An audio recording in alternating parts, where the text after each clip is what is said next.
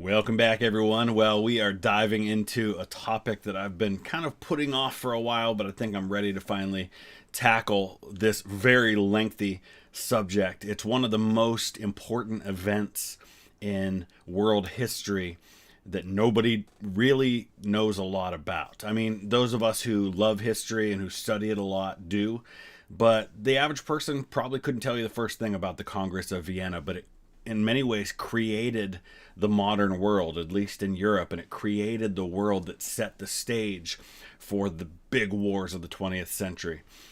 It kind of bridged the Napoleonic time into the modern time. It happens right at a consequential time in history with the Industrial Revolution in full swing, and there's so much to unpack here. So I'm ready to dive into this. I don't know how far we'll get today. This is going to be a multi-part series, I'm sure, because there's, like an hour and a half worth of content here. So I'll put the link in the description. As always, you can check out Historia Civilis and see the original content if you want to watch it without my commentary. Let's go ahead and dive into part one of the Congress of Vienna.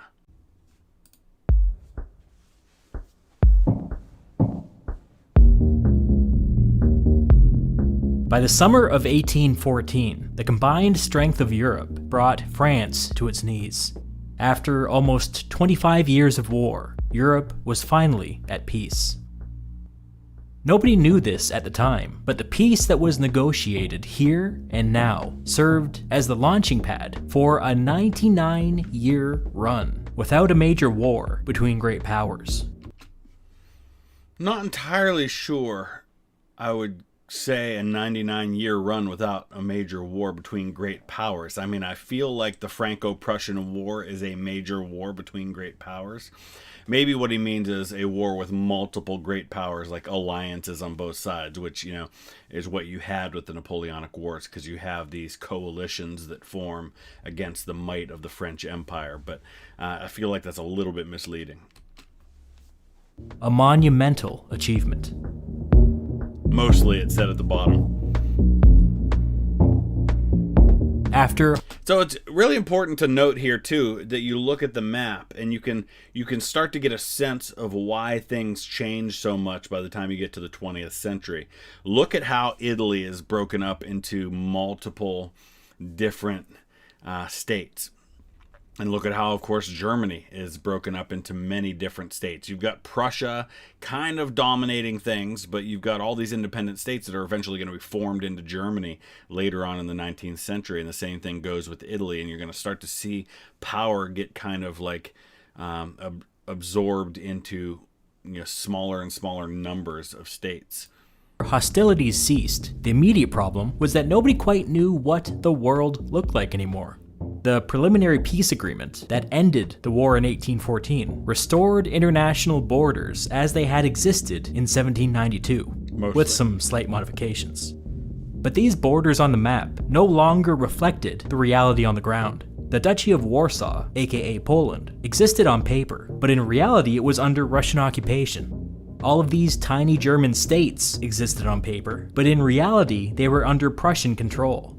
France existed on paper, but in reality it was under the joint occupation of the Russians, the Austrians, the Prussians, and the British. A lot like what you see in the aftermath of World War II with occupation zones, things like that. All that being said, by the summer of 1814, the Treaty of Paris had been signed. The 1792 borders had been temporarily thrown back into place, and the war was over, at least for now. The urgent task at hand was to take this hyper-volatile international system and transform it into something more stable. Most people recognized that the 1792 borders were no good in the long run, because those borders had led directly to almost 25 years of war. And it's interesting to note that throughout history, whenever you have multinational organizations determining the borders of countries, it typically just creates more problems. We saw that throughout the 20th century when nations were carved out of empires and the problems that created. The prevailing mood among the victors was that a well-balanced international system was necessary. one that could resist the kind of reckless expansionism that the French Revolution had unleashed upon the world. But before we talk about the new system that was created at this time, let's first discuss the 5 great powers as they existed in 1814. This whole period of instability began with the French Revolution, so let's start with France. Defeated, under enemy occupation, but nevertheless, still a great power.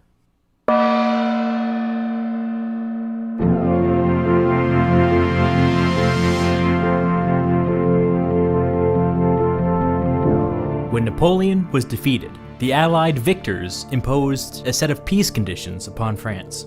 All things considered, they were pretty And we all know how well those tend to go also, don't we? moderate. The first of these called for the restoration of the Bourbon monarchy from before the Revolution. This brought the 58-year-old King Louis XVIII to the throne, the younger brother to the king that was executed under. So why is he Louis XVIII and not Louis XVII? Well, Louis the 16th, who was executed during the French Revolution, in the aftermath of that, had a son, Louis XVII, who basically lived in prison and died there. And they have since, there have been a lot of claimants saying, and this happens a lot throughout history, people saying, oh, he didn't really die in prison, I'm King Louis XVII, but they've proven that it was indeed him that died in prison. So then Louis XVIII comes to the throne, and of course that doesn't last very long either. Under the Revolution. The second condition for peace was a shiny new French constitution that would guarantee certain political rights. The third condition was an agreement from the new king to leave many of the revolutionary reforms in place. The massive redistribution of wealth and land was to be mostly upheld by the new regime. So it goes. The old French aristocracy were allowed to safely return to the country, but they were a shadow of their former selves, and never again rose to the dominant political position that they had enjoyed in the 18th century. The restoration of the Bourbon king was intended to make the conservatives happy. The new constitution was intended to make the moderate liberals happy. The preservation of the Republican reforms was intended to make the revolutionaries happy. Yep. It was a big, sloppy compromise. And what tends to happen is when you make compromises like this, nobody's happy. And you're just kind of setting the stage for the next form of unhappiness. And its purpose was to hold France together so that there was actually a France for the Allies to negotiate with. Despite its recent defeat, France remained a heavyweight on the continent. They were the second most populous country in Europe, and still controlled the most potent military force in the world. So long as those facts remained true, France would remain a great power. With that in mind, France's objective going into the upcoming peace negotiations was, to the extent possible, minimize any future French concessions or territorial losses. Many European leaders understood that France would need to opt in to any new international system if there was to be lasting peace. So you see already here, in some ways, this Congress of Vienna and this idea of an international system is one of the early attempts at what eventually would be the League of Nations after World War I, and then the United Nations in the aftermath of World War II. As we're into the Industrial Revolution and we're into a time when communication is happening faster and you're starting to see the beginning stages of revolutions take place. Over the next couple of decades, we're going to see additional revolutions happening in Europe. You start to see this idea of an international community starting to form. Others were simply out for blood. France's job for the immediate future would be to keep the wolves at bay. As best you can, after losing. To this end, the new king brought in an experienced hand to serve as his foreign minister, Talleyrand. Talleyrand was a French nobleman who got in on the ground floor of the French Revolution. Yep. Through the revolution, he became a politician, then a diplomat, then an early supporter of Napoleon. Talleyrand served as Napoleon's foreign minister for 8 years, until the two had a falling out, and Talleyrand resigned. After this, Talleyrand began telling others that Napoleon's endless lust for war would bring ruin upon France. Talleyrand, once played by none other than John Malkovich in a movie, which is kind of cool. In time, he began passing intelligence to France's enemies and launched preliminary discussions with them regarding what a post-Napoleonic France might look like. This relationship made him an obvious choice to bring back into government after France was defeated. This is just a classic brilliant politician reading the way the wind's blowing and going with it, right? He's part of the revolution, but he's able to stay on even into Napoleon's time. Then when he sees Napoleon going in a direction that's going to lead to his downfall, he kind of starts doing what he needs to do so that even when Napoleon's regime doesn't survive, he does. It's pretty brilliant stuff. That's the generous way of looking at Talleyrand. The ungenerous way of looking at him is that he was a cockroach, a survivor, an opportunist. Every time the political winds began to shift, Talleyrand suddenly found himself on the other side. Every time the French government looked unstable, Talleyrand found an excuse to be out of the country. So, I mean, it's cockroach is probably a fair way to describe it, but it's survival, right? I mean, it's understanding the situation, and he's kind of an Aaron Burr, but a successful one. Aaron Burr was kind of the same thing in the United States, but he tended to find himself on the outside looking in rather than on the inside looking out. When it became clear that France would not win the war, Talleyrand was the first to abandon ship. Boats.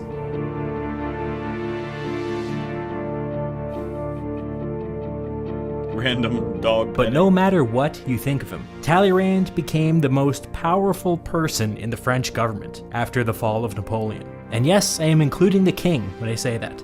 Yeah, his great task as foreign minister would be to keep the wolves at bay and reintegrate France back into the international order as a co-equal great power.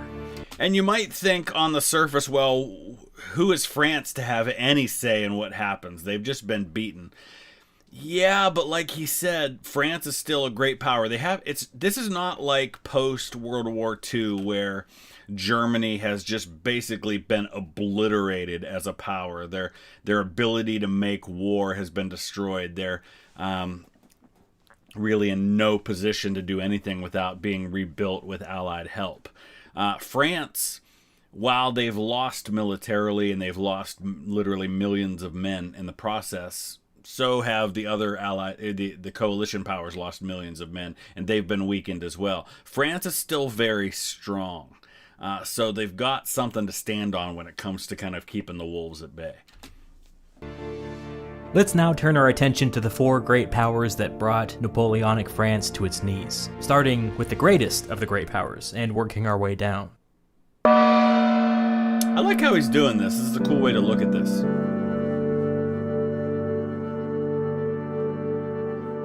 Of course, it's important to note, and I know we tend to use these terms interchangeably, but by 1814, we're talking about the United Kingdom.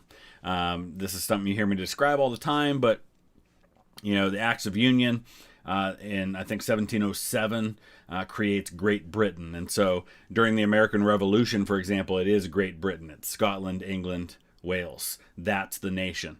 But by the time we get to 1814, you've seen Ireland merged into that to become the United Kingdom of Great Britain and Ireland.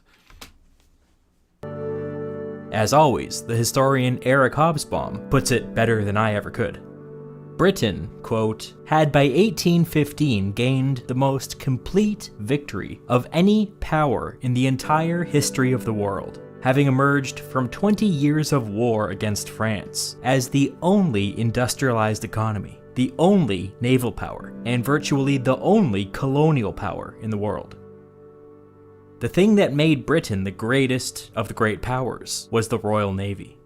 Sometimes people talk about strategic depth, which is the idea that during wartime, you want the lines of battle drawn as far from your major population centers as possible.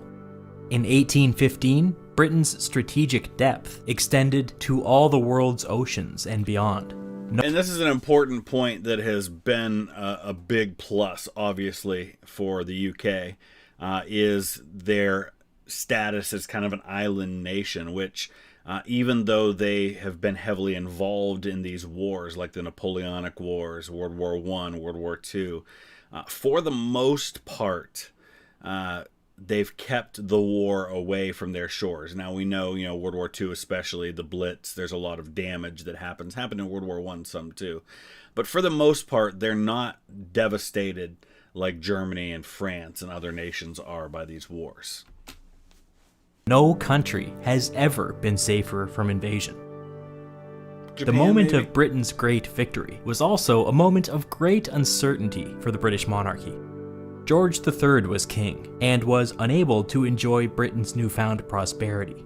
George probably suffered from a number of genetic disorders, as well as other things like bipolar disorder and dementia.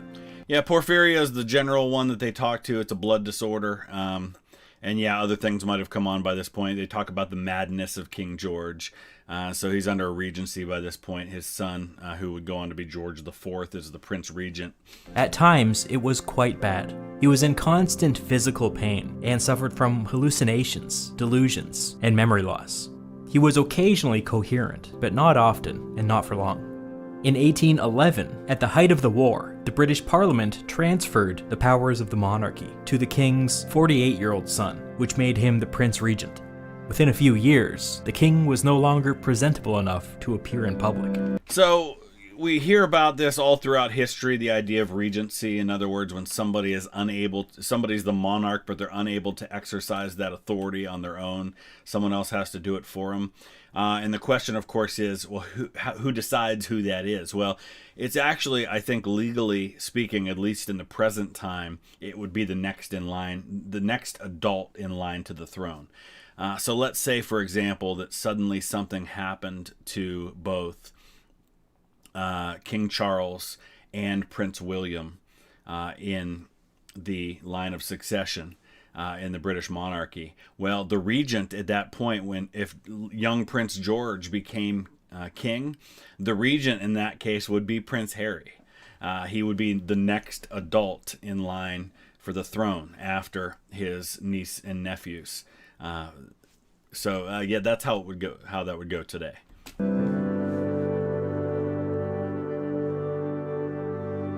Britain's dominant geopolitical position was all the more impressive considering the fact that of the 5 great powers, Britain was the 4th most populous. But the picture becomes more clear when you look at wealth. In 1815, the British people were on average the wealthiest people in the world, at least 50% wealthier than their counterparts on the continent. This trend would continue for the rest of the century. And this is one of the reasons why, even though for a lot of the wars of the coalitions, in other words, the wars against Napoleon, for a lot of that, the British weren't actively involved on the ground with massive armies in Europe. But they were funding a lot of it. They were given a lot of money because they had a lot of money, especially because of their overseas colonies.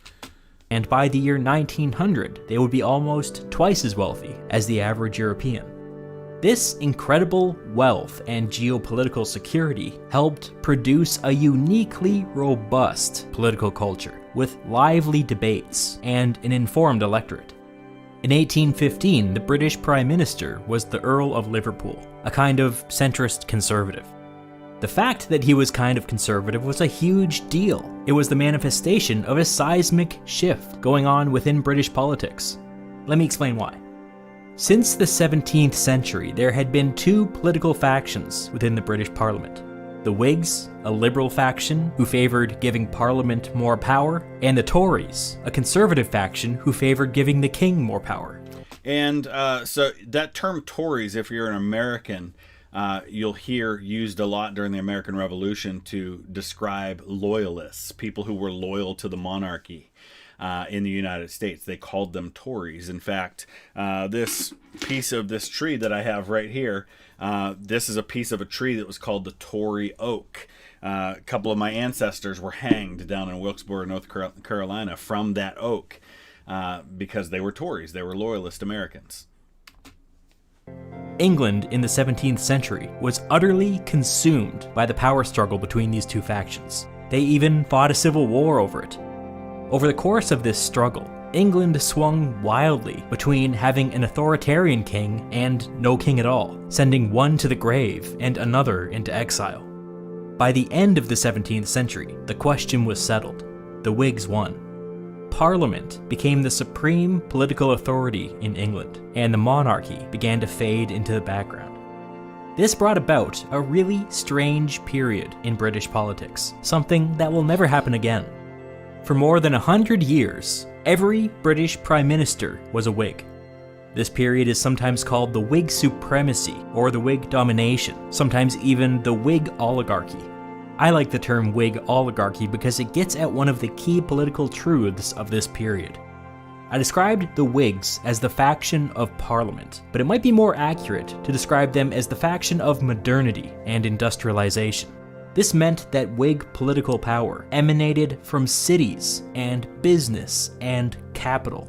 And because you have one side or one kind of ideology dominating for that long of a time, when that happens, you inevitably have a shift of the country strongly in that direction, probably from which it will not return fully. It's not going to go all the way back to where it was before that domination happened. It's, I think, sometimes referred to, I think I've heard the term Overton window referred to, and I don't want to get into all of that, but when you have a shift of that window, in other words, what was once considered conservative and what's considered liberal, that whole idea has shifted to a different place.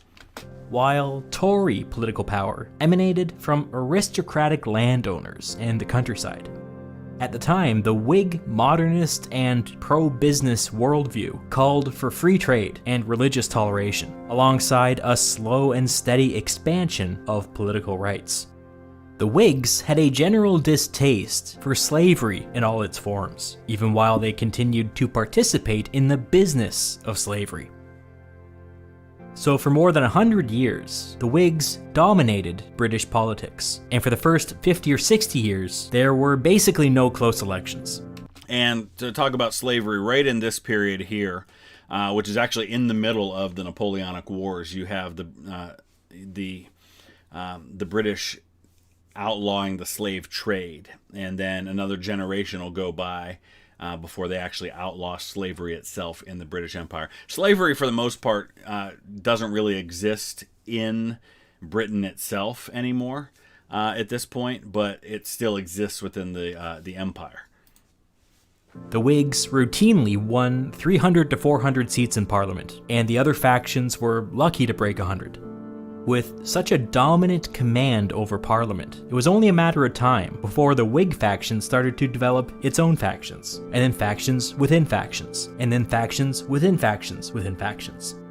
This competition between sub-factions actually made elections competitive again, and in the 1770s, Britain elected its first Whig prime minister from the conservative sub-faction. During the French Revolution, perhaps in reaction to the French Revolution. So again, talking about that idea of the shift in things. So if you have Whigs and Tories and everything has shifted toward the Whigs, well, now the new liberal and conservative are what exists between that part of the window of Whigs, right? So the liberals, or the conservative Whigs, are the closest that you get to the Tories, but still probably considered liberal for a Tory, if you understand what I mean. Britain elected several more conservative Whig prime ministers, but they all took great care to calm people's nerves and make it clear that they were all still Whigs. They were all members of one big political party. One was brave enough to brand himself as an independent Whig, whatever that means, but nobody dared go any further. So by 1814, Lord Liverpool, another conservative Whig, was Prime Minister. But he was in an impossible situation. His conservative Whig majority in Parliament was modest, and his sub-faction seemed to be falling apart. 4 men were asked to form a government before him, and all 4 failed to hold the coalition together. The only reason Liverpool was able to get the job done was because although he was a conservative Whig, he was on the liberal end of the conservative Whig spectrum. So for my American friends who maybe aren't real familiar with the parliamentary form of government, when they talk about forming a government, here in the United States, we elect the head of our government, our president, who's also head of state, independently of our Congress. But imagine a system in which whoever is the Speaker of the House is the president. And then imagine within the House elections that you have 3 or 4 different factions, none of whom receive a majority. Well, in order to be able to elect a Speaker of the House, who is the equivalent to, who's really the Prime Minister in this form, you have to put together enough that you have a majority of those people, because that's who's going to select your leader. So in order to get a Prime Minister, in order to be able to form a government, you've got to have a majority of Parliament. And sometimes that means bringing together factions if your own faction doesn't have a majority on its own. I spoke of factions within factions within factions before. I was not joking. As soon as peace was announced, protests started popping up all over England, calling for bread or blood. One publication at the time wrote that, quote, all the triumphant sensations of national glory seem almost obliterated by general depression. Change was in the air. So they've been so focused on this war with Napoleon. And of course, at the same time as this, they're finishing up a war with the United States, the War of 1812, which ends at the end of 1814. So once the focus is off of the international stage, now the focus returns to home. Oh, by the way, there's a lot of problems we need to deal with here at home that we've kind of not been focused on because we've been so focused on this enemy or enemies abroad. It was not a good time to be a conservative politician in Britain.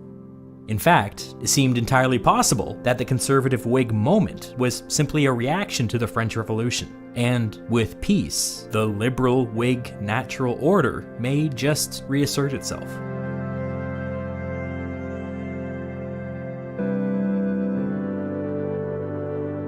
All of that is simply a long-winded way of saying that when it was time to negotiate with the other great powers, Liverpool found himself politically constrained from every direction.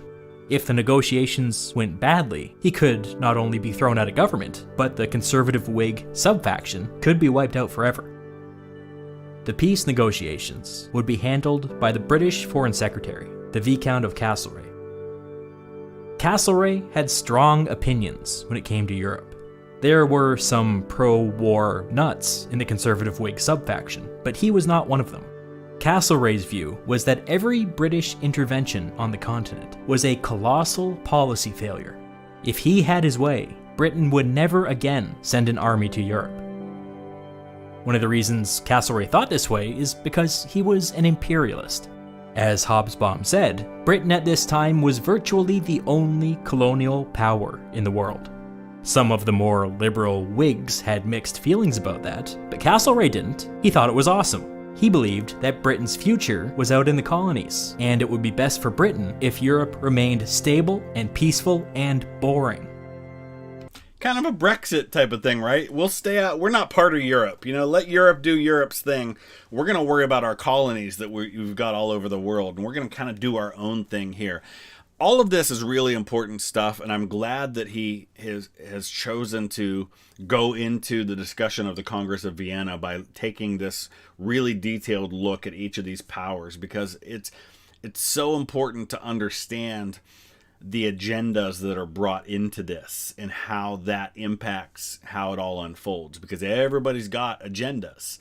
And that's true in every kind of post-war situation. We talk a lot about the one in World War II, where so much of even the war policy was being motivated by a view to the post-war world and what that was going to look like and how they hoped it all shaped out, rather than just strictly worrying about winning the war. There was some hypocrisy at work here. Peace between the great powers meant that nobody was allowed to touch any of Britain's new conquests. Peace between the great powers meant that Britain could instead maintain its advantage and focus on making money off of its colonies.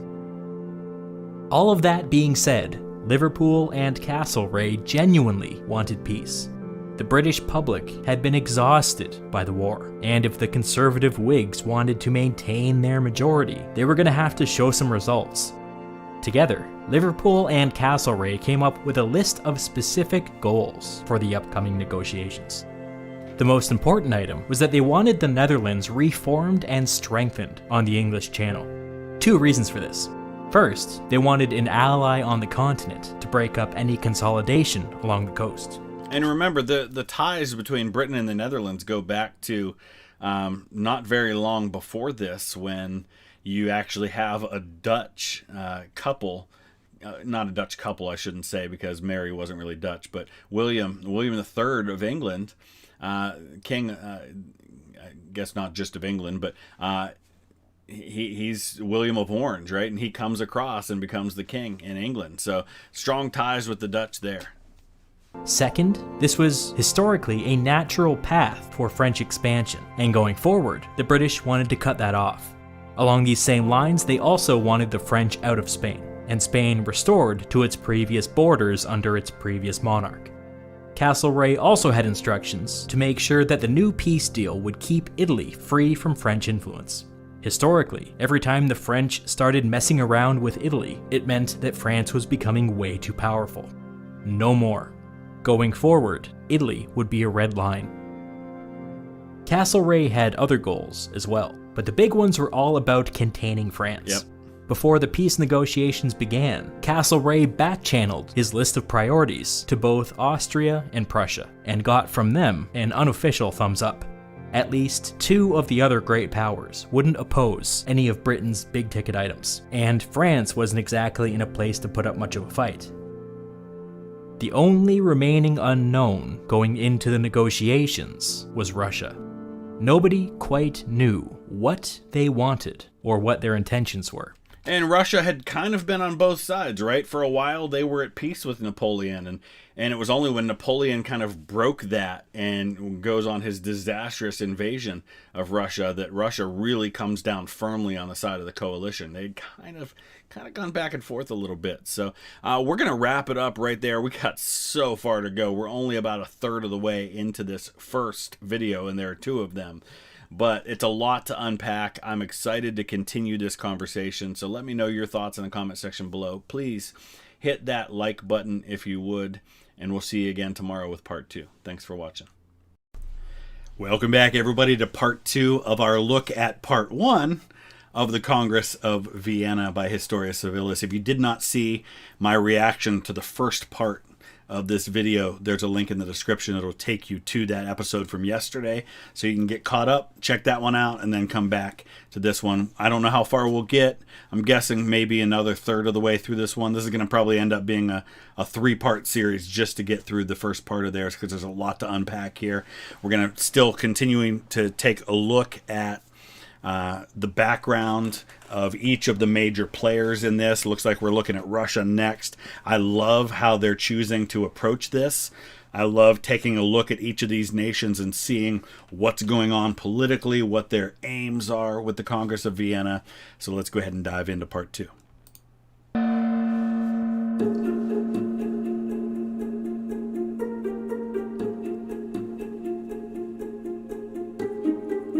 When Castlereagh met Tsar Alexander of Russia for the first time, he wrote to his prime minister that he believed that the Russian monarch was not of sound mind. It's difficult to characterize Tsar Alexander, because it seems that most of his mental energy was caught up in creating narratives about what kind of person he was, and not so much in what he did or how he behaved.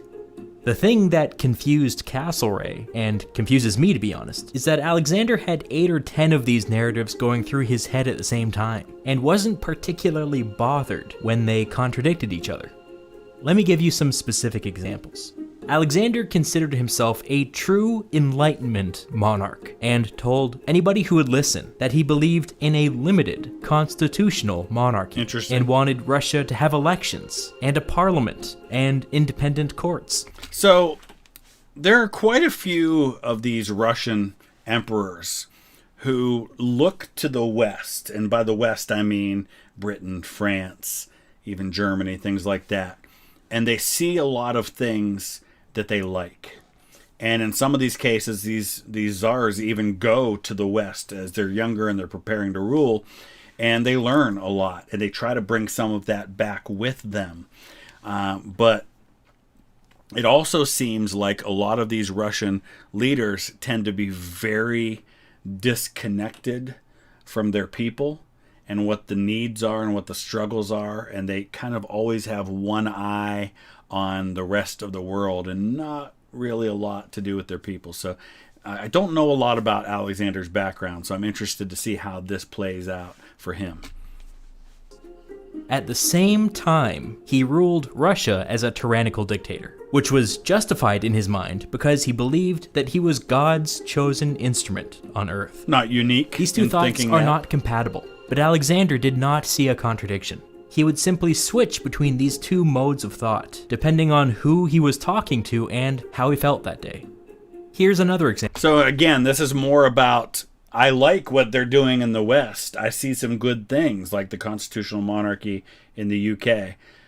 But in his relations with his own people in real life, more despotic monarch. Example.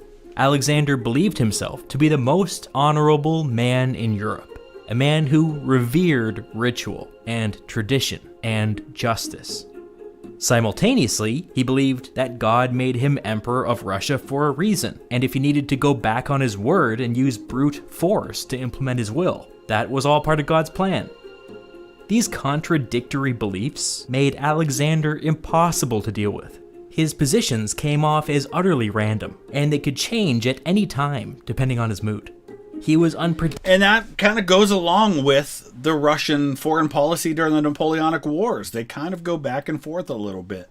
At one point they're kind of on Napoleon's side, at another point they're not, and end up drawing him back into war. And I'm oversimplifying that, but Russia was always kind of a wild card in all of this. Predictable and unreliable and incomprehensible, particularly bad traits for a diplomat. So naturally, Alexander selected himself to represent Russia at the post-war peace conference. Why trust someone else to do it?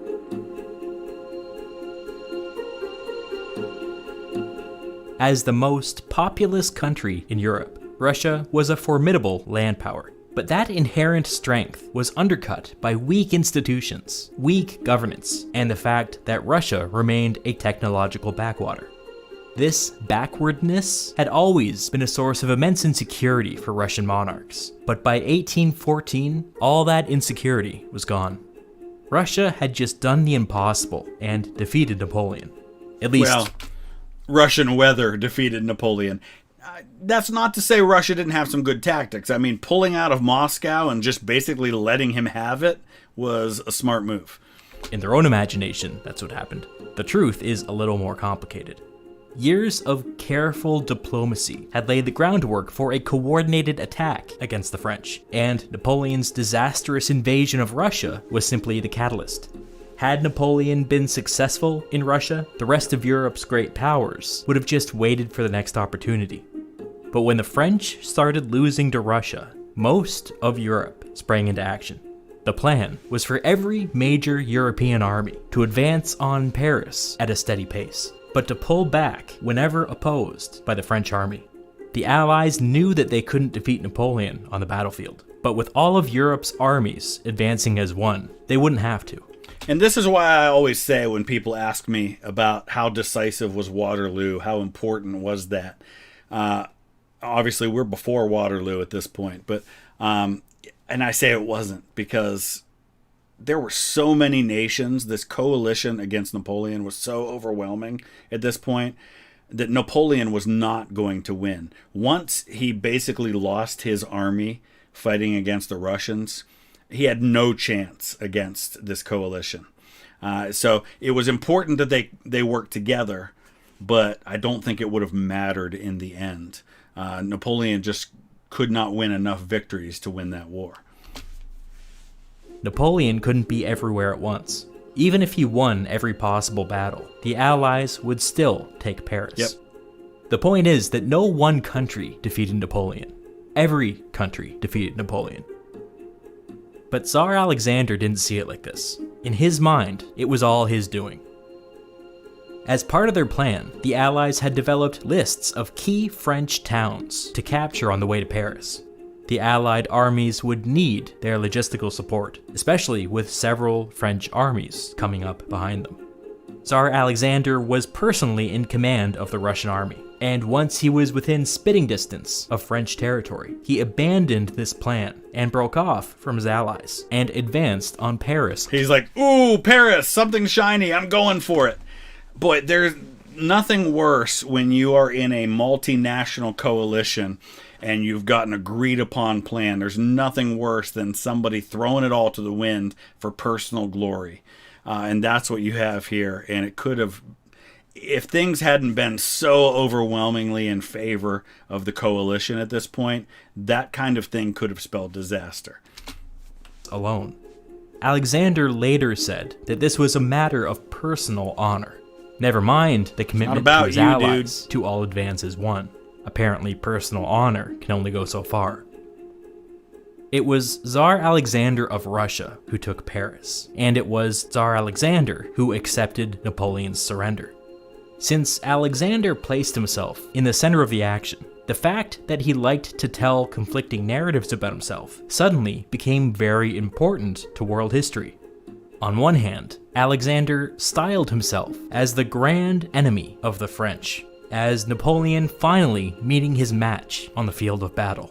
And let's just stop and take a moment and think about how interesting it is that in 1814 we have the Tsar of Russia styling himself as the enemy of the French, conquering Paris, saying that he was the one who took down Napoleon.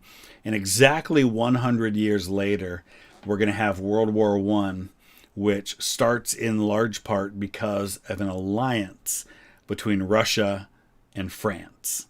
Fascinating stuff. On the other hand, Alexander still believed that he was the most honorable man in Europe. Spin the randomizer, and what do we get? Honor. Today, Alexander would treat Napoleon not as the enemy of Europe, but as his equal, the Emperor of Russia meeting with the Emperor of France. It was as equals that Alexander negotiated Napoleon's surrender.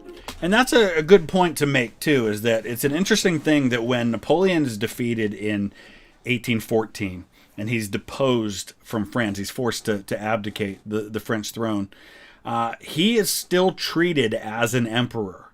He's still viewed by the coalition as a head of state. And so when they exile him to a place where he's given authority and he's allowed to rule in that place that he is exiled to. He's allowed to have a personal guard. And so they give him a lot of the trappings of a head of state, even though he's been removed from France. And as equals, Alexander gave Napoleon almost everything he wanted. Napoleon would be allowed to retain the title of emperor and would be permitted to remain an independent monarch until his death, ruling over the small island of Elba off the coast of Italy. He wouldn't be allowed to leave, but on the island, he would be a free man. The Allies were apoplectic. This was not what they... If you ever hear that term apoplectic, apoplexy was a term that was used for this period of history to describe like a stroke or some major like bursting of a blood vessel or something that happens in your brain.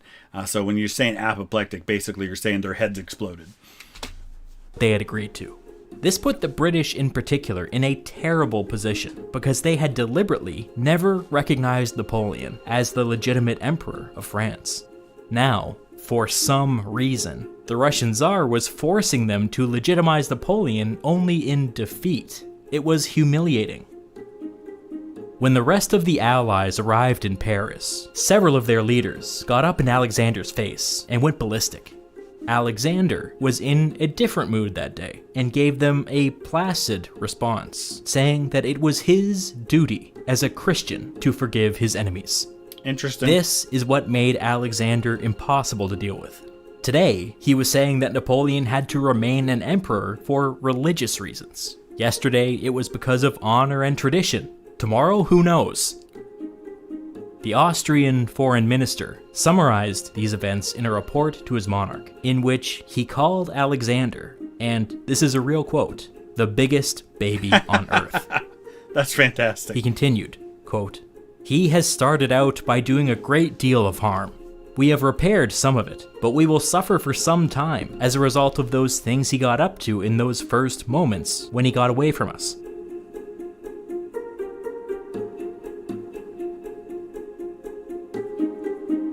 Alexander's stated priorities going into the peace conference kinda depended on his mood, but it mostly had to do with the future of France. As previously discussed, the Allies had all agreed to restore the old Bourbon dynasty to the French throne. The problem was that Alexander didn't like the Bourbon kings. If you look at France's position in Europe, France had an interest in making sure that Central Europe remained fragmented and weak, and outside of the influence of any other great power. Why? Because if Central Europe, specifically Germany, the old Holy Roman Empire, which of course comes to an end in this time period, keeping it fractured means that your influence remains strong because there's no equal force to oppose you, which is why when Germany forms a few decades later, it's such a big deal because now suddenly there is an equal or even stronger force to oppose the French. To these ends, France had a long history of aligning itself with countries like Poland and Saxony and the Ottoman Empire. This was, of course, a geopolitical thing, but Tsar Alexander thought it was a personal thing, and that the Bourbon kings uniquely had a problem with Russia. Alexander's immediate priority was to keep the Bourbon Louis XVIII off of the French throne. He suggested making Napoleon's 4-year-old son the King of France, but Talleyrand patiently explained to him that this would allow Napoleon to pull the strings from exile. Alexander then tried to put a man named Bernadotte on the French throne. Marshal Bernadotte was a former French marshal who had turned against Napoleon and was single-handedly responsible for bringing Sweden into the coalition against France. In the late stages of the war... Didn't Bernadotte become the King of Sweden? I need to look that up because I'm pretty sure that's what happened with him. Yeah, I thought so. In 1818, Marshal Bernadotte becomes King Charles XIV, I guess King Karl XIV of Sweden. Bernadotte and Alexander had worked closely together, and Alexander viewed him as the one Frenchman he could trust. Alexander pushed hard for Bernadotte, but Talleyrand wouldn't budge. He and the Allies had all agreed on a Bourbon restoration, and they all saw Bernadotte for what he was, an attempt to put a Russian puppet on the French throne. Talleyrand explained to Alexander that they couldn't be placing whomever they wished on the French throne, or they were no better than the revolutionaries. The new king needed to be a legitimate French king of royal blood. Alexander got desperate. What about a distant cousin, a younger brother? Anybody but Louis him. XVIII. Talleyrand held firm, and Alexander backed down. An impressive... This is where, for all of Talleyrand's faults that we talked about in yesterday's episode, and for all his wishy-washiness, in this moment, he's going to stand up to the Russian emperor and actually kind of win some points for the coalition against what Alexander's considering after. That the Russians had Paris under military occupation. A Bourbon king would return to the French throne, and Alexander's dream of a grand Franco-Russian alliance withered and died. For now. Austria. Time for the Habsburgs.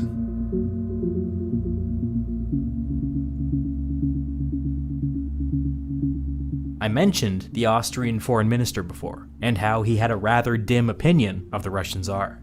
Biggest baby on earth, and all that.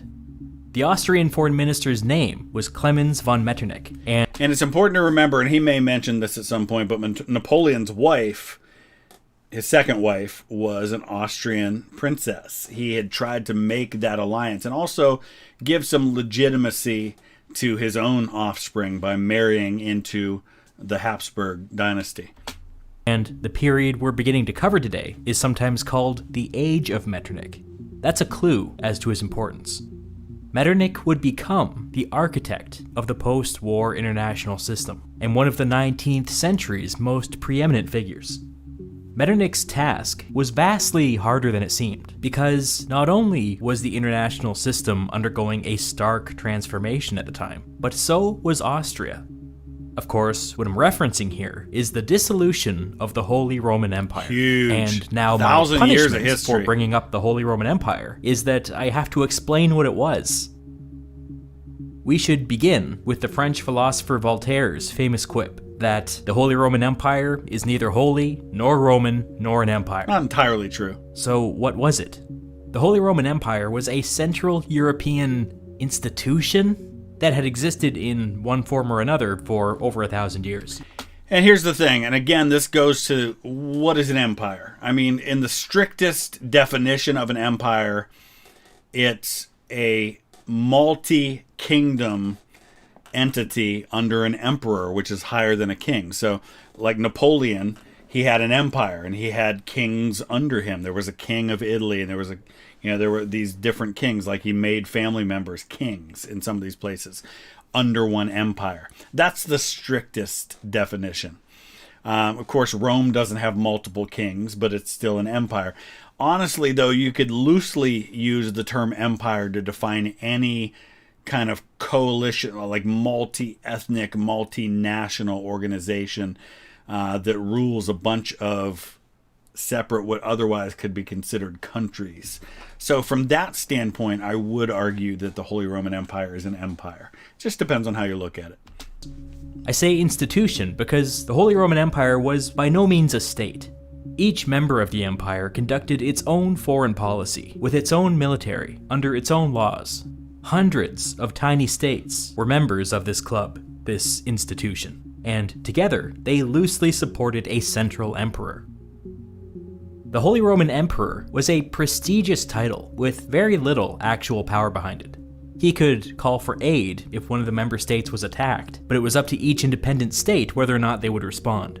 In fact, each state had its own unique deal worked out with the imperial crown, which put further limits on the emperor's power.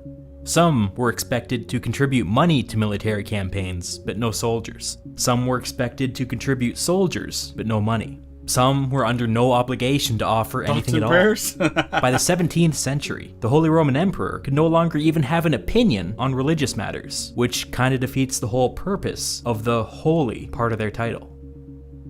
Although the imperial crown was remarkably weak, the Holy Roman Emperor usually controlled the most powerful state within the empire. Right. Beginning in the 15th century and Spain. continuing up until the Napoleonic Wars. That meant that the Holy Roman Emperor was the Archduke of Austria. Since the 13th century, Austria had been controlled by the Habsburg family. The Habsburgs were one of the most powerful families in Europe, and at times over the last 500 years, they had controlled Portugal, Spain, the Netherlands, the Kingdom of Germany, parts of northern Italy, Austria, Hungary, Croatia, Bohemia, I could go on. The dynasty was remarkably successful, and what made it especially remarkable is that very little of this territory was gained through conquest. It was instead gained diplomatically. The Austrian Habsburgs had a family motto: "Let others wage war, but thou, happy Austria, marry. For those kingdoms that Mars gives to others, Venus gives to thee." And it's fascinating because that went contrary to how a lot of history had been dealt with. But this is wisdom, this is intelligence, this is understanding how things work. And it's the strategy I like to use when I'm playing Crusader Kings 3, is to marry into titles rather than having to conquer all of them. And it worked out well for them. Others conquer through war. The Habsburgs conquer through marriage. Fast forward to the 19th century. The Holy Roman Emperor was still an Austrian Habsburg, now facing an expansionist France under Napoleon. He learned too late that the Holy Roman Empire was not equipped to face a direct attack. A victorious Napoleon demanded the abolition of the Holy Roman Empire. Yeah, see, because some of these states within the Holy Roman Empire actually fought with Napoleon and had significant chunks of his army from them. So yeah, this is hardly one entity that's all united against Napoleon. Napoleon probably wouldn't have been as successful as he had been if the Holy Roman Emperor had been able to unite all of these states against him. And the Habsburg Emperor, having decided that this powerless husk was no longer worth defending, agreed. With that, Austria became fully independent under its first emperor, Francis I.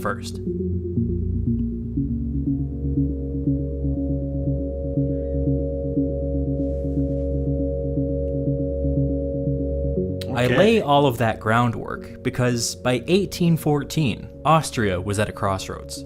The new Empire of Austria had played a critical role in the defeat of Napoleon Bonaparte. But now what? They could reform the Holy Roman Empire if they wished, but did they wish? When push came to shove, some of the largest members of the empire sided with Napoleon. Right. If the Holy Roman Empire wasn't a military alliance, what good was it? Yes, the title was prestigious, but you could argue that the restrictions within the empire only slowed Austria down, with no clear benefit. Francis, the former Holy Roman Emperor, and the current Austrian Emperor, was sympathetic to this point of view, as was his foreign minister, Metternich. Metternich is sometimes described as a conservative or a reactionary, but that's not quite right. A true reactionary would have fought to reform the Holy Roman Empire, but Metternich happily allowed it to die. He was a realist, not that concerned with ideology, so long as it protected his hard-won peace. In his excellent and definitive biography of Metternich, Wolfram Zeeman writes that, quote, "This, the question of whether Metternich was reactionary, disregards the experiences of human beings who were looking back at 25 years of war and revolution. The question contemporary witnesses asked themselves was whether the more than 3 million dead on the battlefields of Europe had died for any meaningful goal. In many peasant families, there were no male youths left." I just want to stop and just make an observation in general about Historia Civilis as a channel. Their work on this stuff is fantastic. It's not necessarily the most visually appealing among channels. There are a lot of channels that might look really slick, you know, like oversimplified with their great animation and that kind of stuff like that. But man, the information is top notch on this channel and on their videos, and they've really done a great job of laying this all out in such a way that it makes sense. And again, I've said it a couple times now, but I love their approach by spending a significant amount of time showing each of these major players and what they have at stake and what their background is and what they're after in all of this. That 3 million number is on the lower end of the spectrum. I've seen credible estimates of 5 to 7 million when you include civilians. Yeah. Unthinkable loss. Nobody who lived through this period would ever be the same. Across France, 20% of the men born between 1790 and 1795 were dead. An entire generation of young men had been wiped out. That's true. We're going to stop right there. There's about 13 minutes left in that video, so we've gotten through about the second third of it. I think that's probably a good stopping point. I don't know what's coming next, so I don't know if it's a good stopping point, but that's where we're going to stop. If you like what you see and you want to see more, please hit that like button. Please subscribe if you're new and you want to see more. And don't forget to turn on those notifications. So every time a new video goes up on the channel, you'll get a notification so you'll know right away so you can check it out. Tomorrow, we'll be back with part 3 as well as episode 2 of my series from the Antietam battlefield. It's the story of the 12th Massachusetts Infantry Regiment. So be watching for that as well. Thanks for watching. We'll see you again soon. Welcome back, everyone, to part 3 of our look at part 1 of Historia Civilis' series on the Congress of Vienna. This will be the last part of their first part of this video, and then we will start diving into part 2, which will talk about the actual events that unfolded at the Congress of Vienna. This whole first part has been all about the background, really important, really necessary, and really top-notch information that they've been presenting here. I would imagine we're about to dive into Prussia, It's the only nation we really haven't looked at yet. So I'm excited to do that. If you have not seen the first 2 parts of my reaction, there's a link in the description that'll take you back to the beginning from a few days ago. Let's pick up right where we left off. In that same book, Zeman provides the best summary of Metternich's worldview that I've ever seen.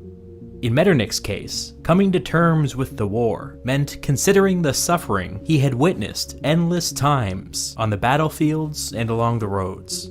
Unnecessary, pointless, even a crime, caused by human delusions of grandeur that, he thought, could pull down the walls protecting civilization and the law as he understood it, at any time and in any place. It was the duty of politics to erect enduring barriers against this possibility.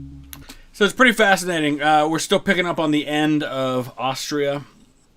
I stopped a little bit too early, it appears, but that's okay. This is a great view into the mindset of the Austrian representative in all of this, that he sees it as their duty as politicians to put up barriers to basically unrestricted wars of conquest. And of course, isn't it interesting then that one of the greatest wars in human history is going to unfold because of the Austrian aggression against Serbia? So kind of fascinating stuff when you look ahead, when you know what's coming. He opposed this catastrophe on humanitarian grounds, and his lasting commitment was never again. He would have been horrified Metternich by saw World War I. balance between great powers as the answer. He feared a second French Revolution, or something like it, but he couldn't clearly see how Austria could possibly prevent one. However, with a balanced international system, any state seeking to dominate could simply be slapped down by everybody else. Again, this is kind of a forward-thinking idea that looks ahead 100 years to the ideas of the League of Nations and then the United Nations, that the international community is going to band together to keep people in check when they decide to do these kinds of things like France had just done for the last 20 years. This theory for peace played into Austrian strengths. Ever since the French Revolution, Austria had positioned itself as the defender of precedent and tradition and the rule of law. Accordingly, they began to expand their diplomatic influence and cultivate a following of smaller states, especially in Central Europe, who feared being swallowed up by the regional instability that would inevitably follow the dissolution of the Holy Roman Empire.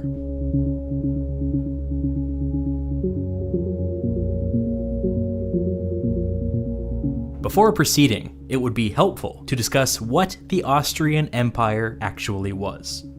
What we're really talking about here is the personal holdings of the Habsburg family, which included the lands that had been the Duchy of Austria. So it's important that he points that out, that these are personal holdings, because we're still in kind of this part of history where the idea of a modern nation state as we know it today is still relatively new. The United States is, of course, a country at this point, and there are some other examples, but you still have places like this where it's about what territory is controlled or ruled by people rather than a nation. So Austria-Hungary is this kind of, well, it's Austria right now, is this kind of collection of territories ruled by a family. It's not really a nation in the modern sense. But it also included the Kingdom of Hungary, the Kingdom of Bohemia, the Kingdom of Croatia, along with a hodgepodge of other titles. It may be helpful to look at the ethnic breakdown of the Austrian Empire, because this will tell you everything you need to know about Austrian politics. First and foremost, there was the German-speaking core, centered around Vienna and the old Duchy of Austria. And this is, by and large, this is what modern Austria is today. It's a little more than that, but modern Austria is basically the northern half of what you're looking at here. Then there were the Magyars of Hungary, who spoke Hungarian. The third major group were the Bohemians, who spoke Czech. Then in the borderlands, there were Croats, Serbs, Slovaks, and others who spoke various Slavic languages. To the east, there was Transylvania, whose inhabitants spoke Romanian. There were also regions where the majority spoke Polish and Ukrainian. And although this wasn't the case at this exact moment, the Austrian Empire would soon have a large Italian minority as well. By one count, the Austrian Empire consisted of 14 ethnic groups speaking 17 different languages. So you can see the issues you would have in holding something like that together. You've not only got multiple ethnic groups, multiple languages, you're also in some cases dealing with multiple religions. You've got Eastern Orthodox, you've got Catholic, you probably got some Muslims in the south. It's tough to hold together for very long once you start getting away from a feudal system and you get more toward the idea of nationalities. The Austrian Empire was really an incredible experiment, one that you don't see anywhere else in the 19th century. This was not the case of one ethnic group dominating their neighbors. This was a true synthesis of cultures and ethnicities united under the Habsburg Emperor. In the eyes of the Habsburg Emperor, all of these holdings were, at least theoretically, co-equal, which made administering the empire the world's most complicated balancing act. The constraints within the Habsburg system become clear when you look at the crown's relationship with the Kingdom of Hungary. The Kingdom of Hungary was home to more than just the ethnic Hungarian population, and when you add everybody together, it accounted for 35 to 40% of the Austrian Empire's total population. That fact alone should make it clear why there was tension between the Austrian Germans and the Hungarians. Yep. The Habsburg Emperor ruled Hungary as their king, but he was not one of them, and so he was bound by severe constitutional limitations. One of these limitations was that the Hungarian king was not allowed to tax the people of Hungary. The local Hungarian aristocracy was allowed to tax the people, but they were under no obligation to pass that money along to their king. Again, this is 35 to 40% of the empire's population we're talking about. This exemption created a massive hole in the imperial budget that Austria was constantly trying to fill. And so once again, I just have to point out here that why does all this matter, right? Why does internal politics in the Austrian Empire and the fact that they can't tax people within the Kingdom of Hungary matter at all when we're talking about the Congress of Vienna? Well, it matters because, once again, we are dealing with major powers coming together to decide the fate of Europe, who all come in with their own issues, their own baggage, their own agenda, their own fights that they're dealing with back home that then they carry into this relationship with these other nations. And so all of it matters. And again, I've never really seen a look at these events take this perspective, and I really, really appreciate that they're doing it this way. Over the centuries, this arrangement resulted in the Hungarian aristocracy becoming extremely rich, even though the Hungarian people remained quite poor compared to the German-speaking population to the west. The Hungarian king was also constrained when it came to military recruitment. Despite being home to 35 to 40% of the Austrian Empire, Hungarian subjects only made up like 5% of its military. This number could fluctuate. During the Napoleonic Wars, it climbed as high as 20%, but in order to accomplish that, the Habsburg Emperor had to go to the Hungarian aristocracy and give them whatever they wanted. This tenuous constitutional relationship meant that Austria was cursed in a way to be in constant negotiations with itself. The Hungarians were always suspicious of any territorial gains that added more ethnic Germans to the empire. Right, because that means they're less of an influence and they're less of a factor. And this is important stuff, too, as you think ahead to things like World War I, because a lot of people wonder, why was Austria-Hungary so weak compared to Germany when it came to fighting in World War I? And this is a big part of it, is that Germany was very much united compared to Austria-Hungary. Did they have their issues? Did they have their factions within the states that made up the German Empire? Absolutely they did, but nowhere near to the same degree or in the same way that the Austro-Hungarians did. The whole political system was a delicate balance, and if the ethnic Germans got something, the Hungarians always wanted something too. Despite all of its contradictions, the Austrian Empire had a lot of credibility on the international stage.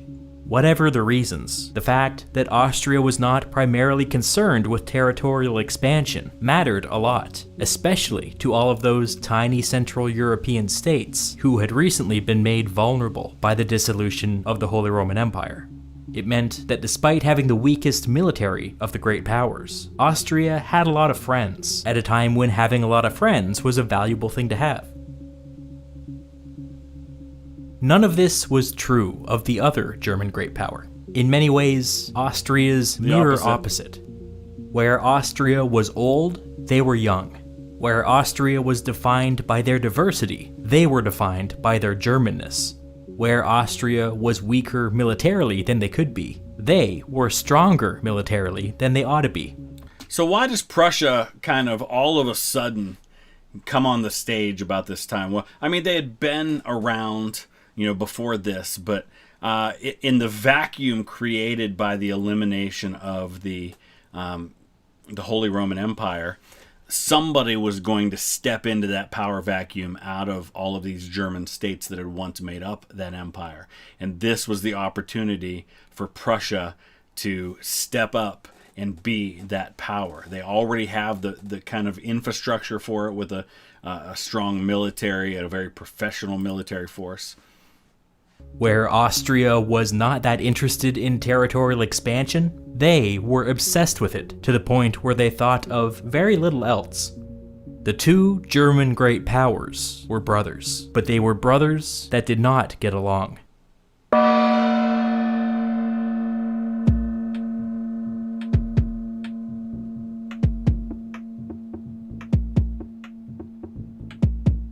In 1814, the thing that defined Prussia was its precarity. It was the smallest of the great powers, in every way. It had a tiny population of 10 million people, 3 times less populous than France, and almost 5 times less populous than Russia. It was also small geographically. As you can see, its tiny population was crammed into a bunch of isolated pockets that weren't even connected to each other. It was also precarious in its positioning. As I've already discussed, Central Europe was no longer under the protection of the Holy Roman Empire. So again, how does a nation like Prussia end up with all of these disconnected pieces like that? Well, again, it has to do with the fact that these are states that are born out of personal holdings rather than out of a state that develops. And so when you have the King of Prussia holding these lands, they kind of become a part of your realm. Which meant that tiny Prussia was now vulnerable to its much larger neighbors. Vulnerable might be underselling it. The Prussians had enlisted Russian help against the French, but now there were Russians everywhere. Poland was under joint Russian and Prussian occupation, but there were also Russians occupying the Polish-speaking areas of eastern Prussia, and they weren't leaving. The Russians were also occupying Saxony along Prussia's southern border, and these guys weren't leaving either.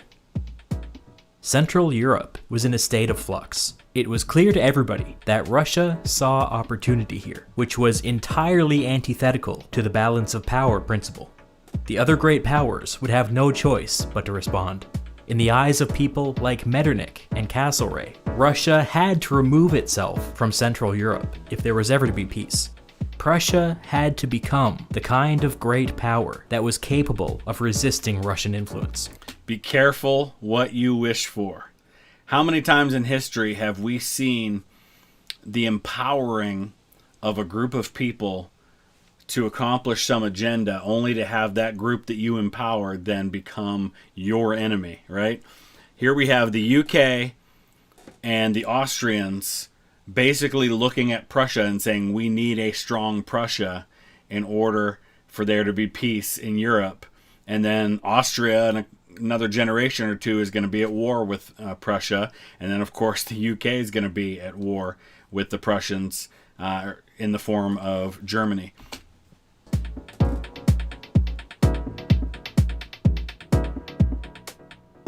That was the priority of the Prussian Prime Minister and Foreign Minister, Karl August von Hardenberg. The experience with Napoleon had taught Hardenberg that Prussia was not yet a true great power. It was powerful regionally, but it was too small to have a global impact.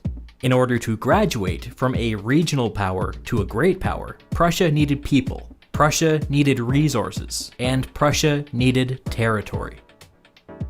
This line between a strong regional power and a weak great power is a fuzzy one. Eric Hobsbawm writes that, quote, Austria and Prussia were really great powers by courtesy only.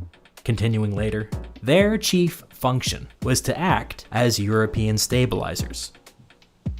It's true that Austria and Prussia could not match the global influence of France, Britain, and Russia. But what do they have going for them? Their location. They are the buffer between Russia, France, and the UK. And so they automatically get importance for that reason alone.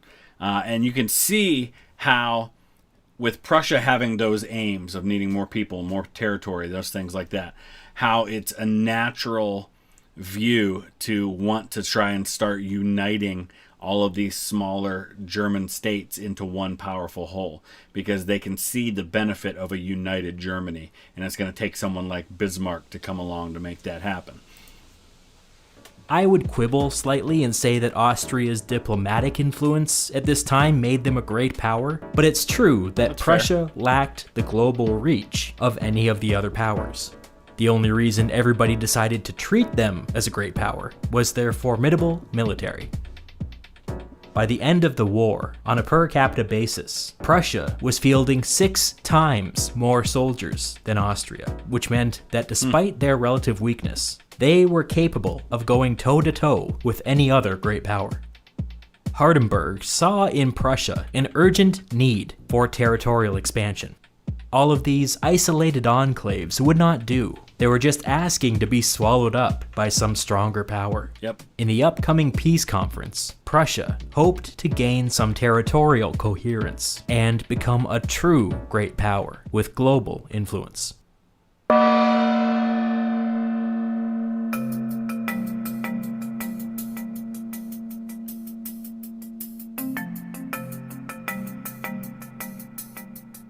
The original plan was for the 4 victorious great powers, Britain, Russia, Austria, and Prussia, to dominate the peace conference and impose their will upon everyone else. What could possibly go wrong if you do that, right?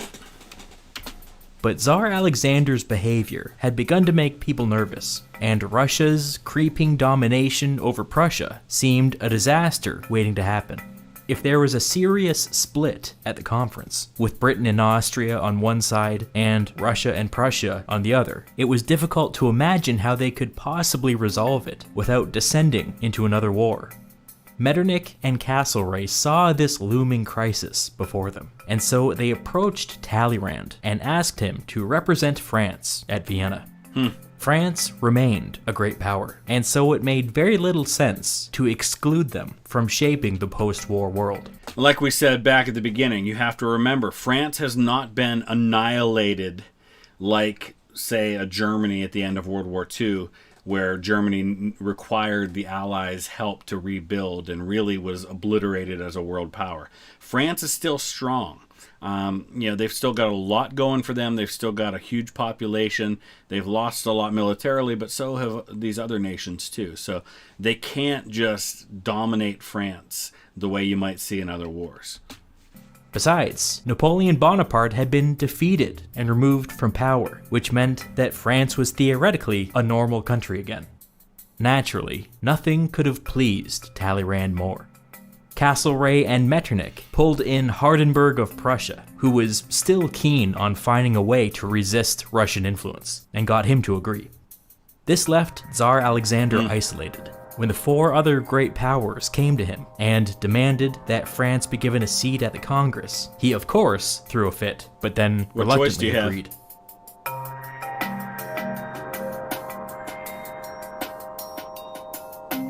Over the summer, everybody traveled to Vienna. And by everybody, I mean everybody.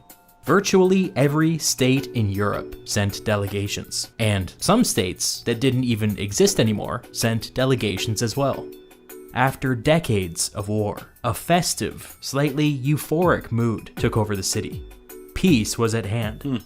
When September rolled around, the real work began.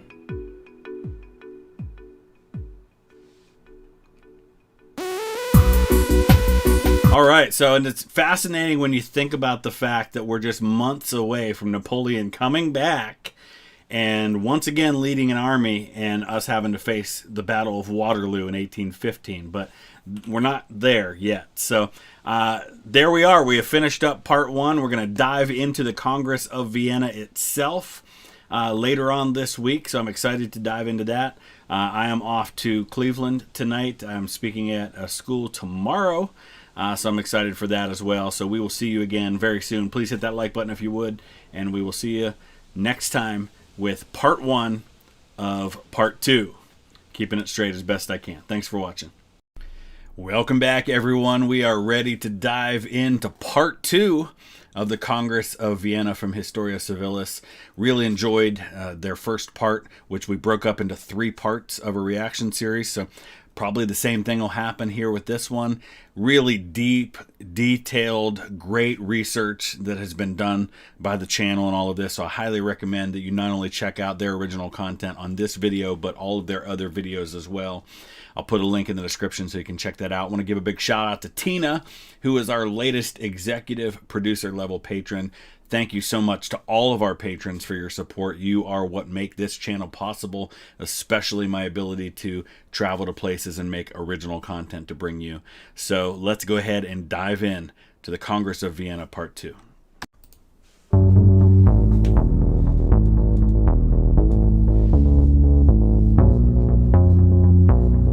This is how the Congress of Vienna was organized. There was an 8-member central committee that would vote on the final treaty. This group included the 5 great powers, plus 3 secondary powers, Spain, Portugal, and Sweden, who each had played an important role in the victory over Napoleon. But that's true. I mean, Spain especially is kind of the first hints of the eventual downfall for Napoleon, is just when things go terribly wrong in Spain. It's interesting, thinking about Spain, Portugal, and Sweden as kind of secondary powers in all of this, because it hasn't been that long since Spain might be the great power in Europe, and there was a time when Sweden was one of the great powers of Europe as well. 5 great powers agreed to cut out the Central Committee by negotiating informally among themselves. If the great powers could hammer out a consensus, they could steamroll the Central Committee and the rest of the Congress. In the end, this was where the real power lay. Then there were a number of subcommittees, at least 12, that would go off to the side and debate isolated issues among themselves. When they reached a consensus, they would bring their proposal to the Central Committee for approval. Most of these subcommittees were pretty boring. Which countries had shipping rights in which rivers, stuff like that. But the most important subcommittee was the German Committee. This committee would be chaired by Metternich of Austria and would have members from every German state in Central Europe, including Prussia. Together, the German states would go away and collectively decide what Central Europe would look like in a post-Holy Roman Empire world. The negotiations that took place within the German Committee were perhaps the most consequential of the entire Congress. When I see that, I think of some parallels in other situations. A lot of people, for example, don't realize that in the United States, when you had, everybody talks about the Continental Congress, which, among other things, voted for independence in 1776. But that Continental Congress was basically a formation of delegates that came from constituent assemblies in the various colonies. So, for example, the reason on the final vote for independence it was 12 in favor and 1 abstention, the abstention was New York, because even though the New York delegates to the Continental Congress might have favored independence, they couldn't vote for independence because they didn't have permission from their constituent assembly, which did eventually vote for independence. So these guys at the Continental Congress were representing other assemblies. And so you have a similar thing happening here where you have this German committee that is made up of smaller constituent assemblies that is going to vote and kind of dictate how the Austrian representative on the Central Committee, which is then, of course, one of the great powers, is going to go. So these subcommittees might on the surface seem like they don't matter so much, but I love that he's pointing out that this one really does matter because it's going to influence how one of the great powers is going to vote.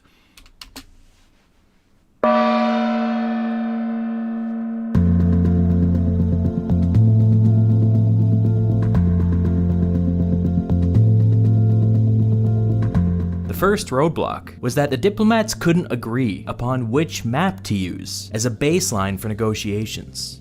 As I've said before, none of these maps accurately reflected what was going on the ground at the time. There were armies from every great power scattered all over Europe. The default map that Britain, Austria, and Russia wanted to use was the 1792 map, with some minor modifications. Why 1792? Well, that's right at the beginning of the Napoleonic era. That's right when Napoleon's going to start rising to power.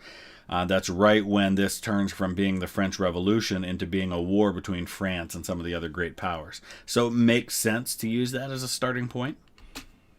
In other words, they wanted the default map to be France as it existed before any of its revolutionary wars of conquest. France and Prussia favored using 1806 as a starting point. Of course they did. This was when Prussia was at its beefiest, so obviously the land-hungry Prussians would push for this date. Talleyrand backing Prussia's 1806 proposal was a shrewd move, because not only would it result in an extra beefy France, but more importantly, it allowed Talleyrand to open the Congress by throwing a wedge into the anti-French alliance. There was always the danger of the four great powers ganging up on a defeated France and taking from them whatever they wanted. Smart. Hardenberg of Prussia even spoke of partitioning France. But with Talleyrand at the table, that wasn't happening. By pulling Prussia away from the other great powers, Talleyrand was signaling to everybody that France was capable of making trouble. And if the other great powers wanted to reach a consensus, they would actually have to negotiate with France. So it's really smart, and it gives you a sense of the brilliant politician that Talleyrand could be, where he knows how to read a room, and he knows how to appeal to Prussia in that moment, while simultaneously getting something for himself. And that's really one of the best ways to negotiate here, is to know what you want, but get it in such a way that it actually looks like you're actually favoring someone else and giving them something. Make it their idea.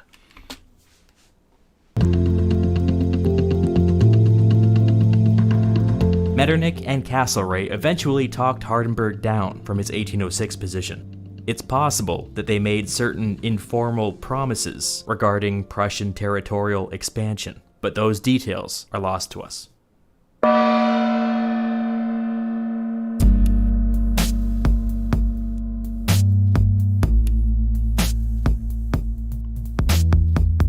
So it was decided that they would start with the old 1792 borders. But these brought with them a huge problem: Poland. A beefy Poland had existed in 1792, and if it were to be restored, it would come at the expense of Russia and Prussia. Prussia was land hungry and would not willingly let go of any of its Polish provinces without being compensated somewhere else.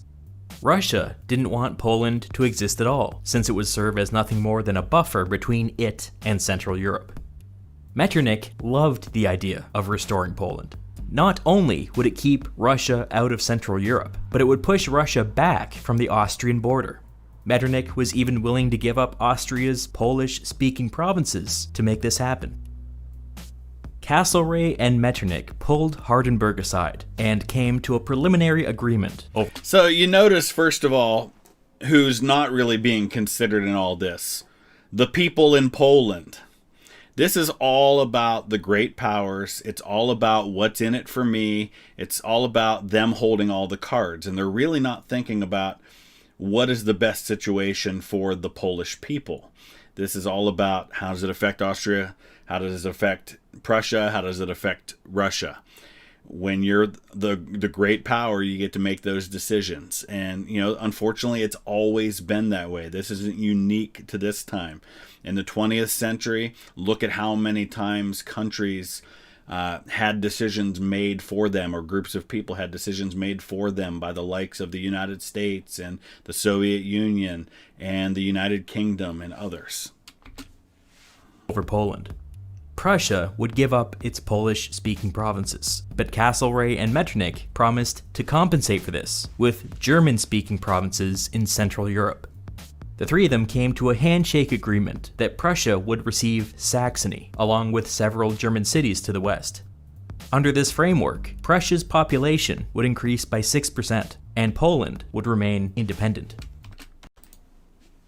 All three were happy with this.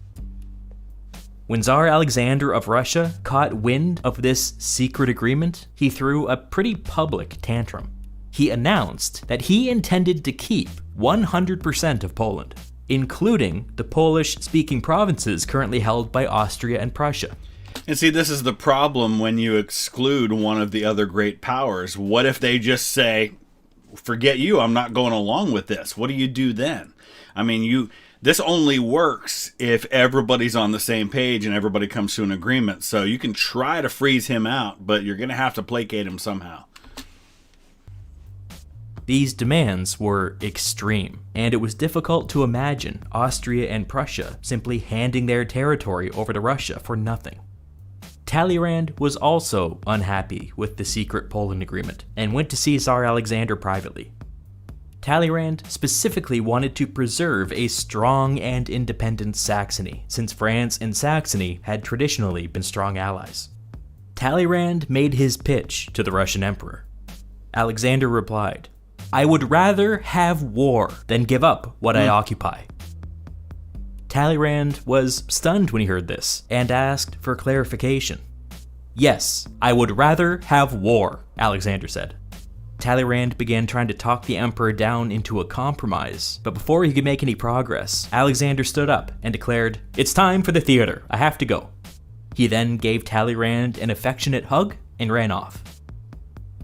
After casually threatening a world war, the Russian emperor stayed out partying until 4 a.m. Talleyrand was appropriately alarmed at this behavior and informed the other great powers of Russia's intransigence. Hardenberg began to fear that Prussia may be on the losing end of a conflict over Poland, so he began to move soldiers around to fortify the parts of Poland that they currently occupied. As if that isn't bad enough, Metternich then found out that his monarch was upset with him. The Austrian Emperor Francis summoned Metternich and chastised him for using the Kingdom of Saxony as a bargaining chip. Austria was trying to position itself internationally as the defender of the rule of law and the defender of the rights of smaller Central European states. They couldn't credibly do this if they sold their neighbors up the river at first opportunity. Emperor Francis told Metternich that the Kingdom of Saxony must survive the negotiations. Which, of course, is something that France is going to be along with. So what we're seeing here is, as we talked about in the reaction to the first part of all of this, everybody comes in with their competing agendas. Not only what can I do for my homeland as far as territory and stuff like that goes, but also we're talking about world standing and how are we going to be viewed. And who can we get on our side? Because if there's 5 great powers, you're pretty much going to need at least 2 other friends on your side to get this. And so we know Francis is going to have France on his side when it comes to keeping Saxony intact, because Saxony had been on the side of Napoleon during all of this. But that doesn't mean that the others are going to see it that way. If you're Britain, if you're Russia, if you're Prussia, you're going to look at Saxony as the ones who betrayed you and fought on the side of the French. It must survive at least half of its current size. This made Metternich's task infinitely more complex. Prussia must be convinced to take less of Saxony than they had been promised in their handshake deal. This meant that they would want to hold on to their Polish-speaking provinces. In order to make that work, Metternich would need to strike a deal with Tsar Alexander. So if you're not going to get this, then you're going to want this. But now if you want this, that means you got to go deal with them. And so all of this has a domino effect.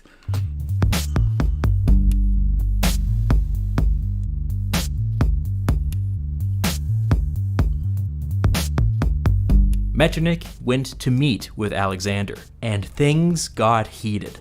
Metternich did not find the Russian emperor particularly intimidating, and spoke to him in the manner that he would speak to any other diplomat.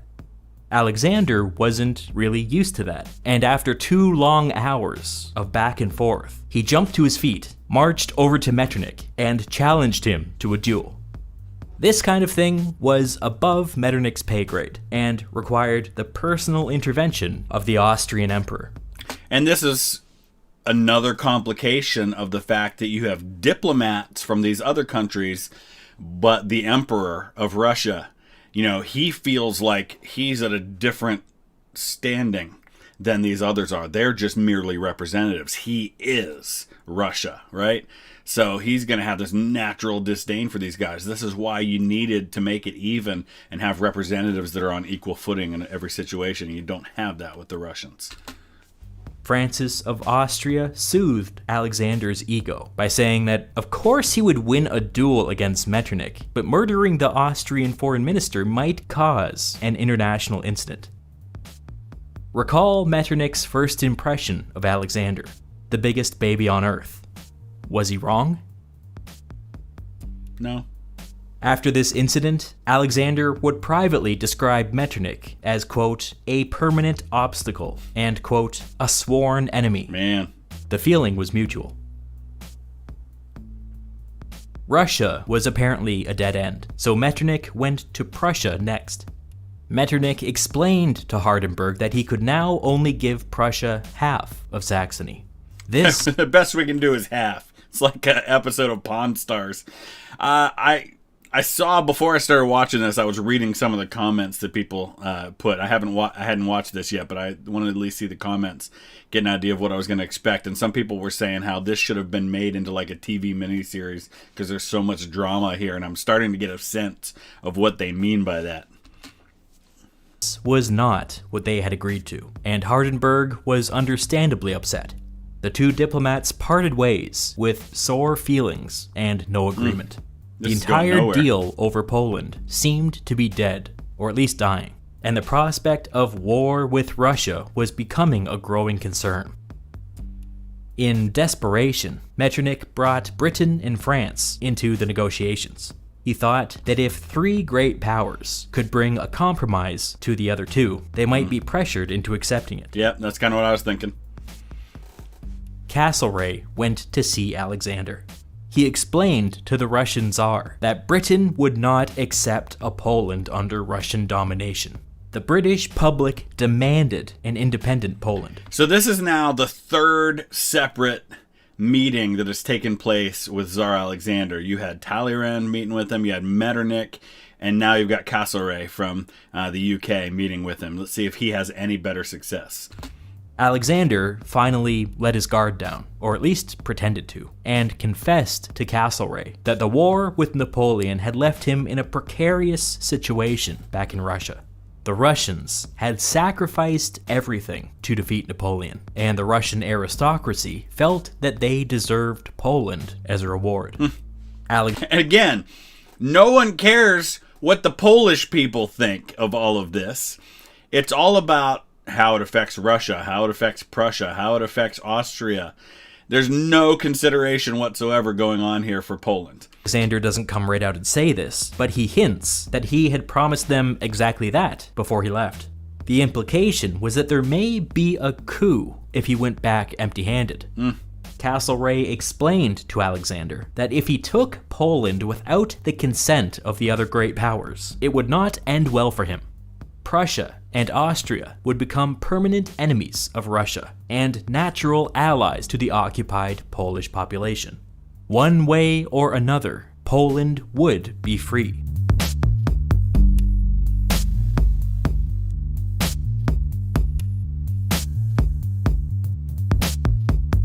It seemed that negotiations were approaching an impasse. And then, disaster struck. News got out that the Prussian king had publicly signed off on the Russian annexation of Poland. Tsar Alexander had been personally negotiating with him in secret. He's not getting anywhere with these lowly diplomats, and so he goes over their head and he goes right to the King of Prussia. Not at all surprised. Hardenberg was inconsolable. His own king had just stabbed him in the back. It was humiliating. What made matters worse was that the Prussian king was too stupid to realize he wasn't helping. This turn of events lit a fire under the members of the Congress. Yeah, because why, if you're any of these diplomats now, why even bother with negotiations if you have had all the power taken from your ability to negotiate? If you're the other four, why do I even bother talking to the representative of the Prussians if his own king's going to undermine him? Castlereagh grabbed Hardenberg and said that if Hardenberg could get the Prussian king to walk back those Poland comments, then Britain would be prepared to back Prussia's demand to annex 100% of Saxony. Hardenberg agreed and marched off to wrestle back control of his monarch. Metternich stayed strategically silent during this exchange. He had secretly written to Castlereagh and promised Austrian support in this scheme, even though it was in direct violation of his emperor's instructions to preserve at least half of Saxony. So the diplomat from Prussia gets undermined by his king. And now you have the diplomat from Austria undermining his emperor. Boy, there's so much scheming and underhandedness going on with all of this. And again, I keep saying it, but all of this is basically talking about smaller powers as just stuff to be owned by other people. Saxony and Poland are just playthings to the rest of these guys. But that was a problem for another day. And just like that, because of Russian overreach, Britain, France, Prussia, and Austria were all on the same page when it came to Poland. It was 4 against 1. With newfound urgency, the four powers came together and drafted 3 possible options to resolve the Poland crisis. Option number 1 called for an enlarged Poland, which would include the Polish-speaking provinces from Russia, Austria, and Prussia.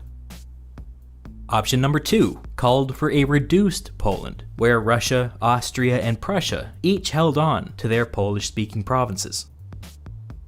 Option number 3 called for a full partition, where Russia, Austria, and Prussia would come in and divide Poland 3 ways.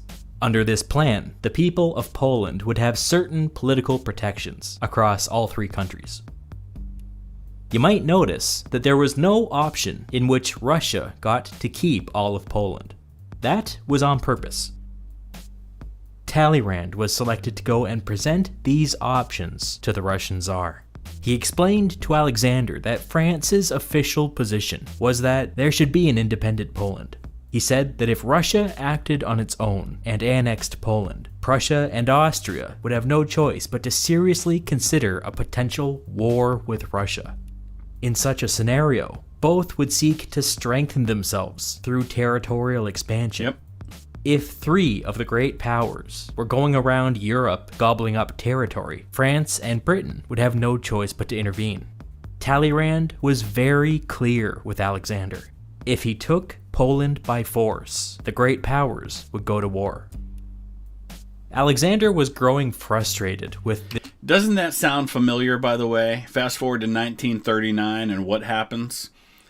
The great powers go to war because Germany decides to take Poland by force. This constant diplomatic Germany meddling, and finally snapped. The Soviet Union. I have 200,000 men in the Duchy of Warsaw, aka Poland, and I would like to see anyone try to drive me out of it. I have given Prussia Saxony, and Austria consents to it. Alexander had spies everywhere, and apparently he knew that Saxony was secretly being used as a bargaining chip. Talleyrand feigned innocence and asked an innocent question. How could Prussia annex Saxony when they had no claim to the Saxon throne? Alexander responded, If the King of Saxony will not abdicate, he will be packed off to Russia. He will die there. This was an open threat of violence against another monarch, and it was not the answer that Talleyrand was expecting. After a pause, he responded with caution. The Congress was not assembled to witness a violent assault of this kind.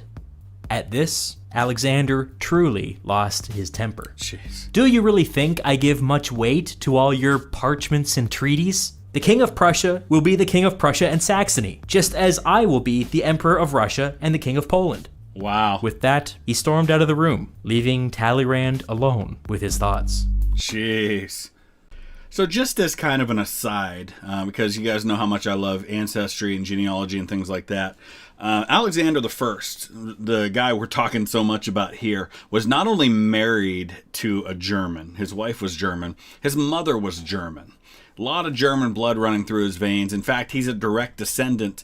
You can see his mother was Duchess Sophie Dorothea of Württemberg, but her grandmother was Princess Sophia Dorothea of Prussia, the daughter of Friedrich Wilhelm I of Prussia. So he's got German, a number of different German lines, but a line back to the rulers of Prussia.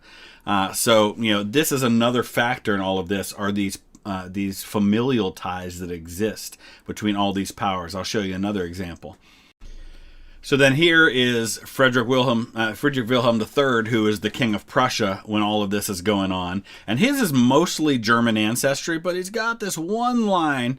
His grandfather, Prince Augustus William of Prussia, is the grandson of King George I of Great Britain.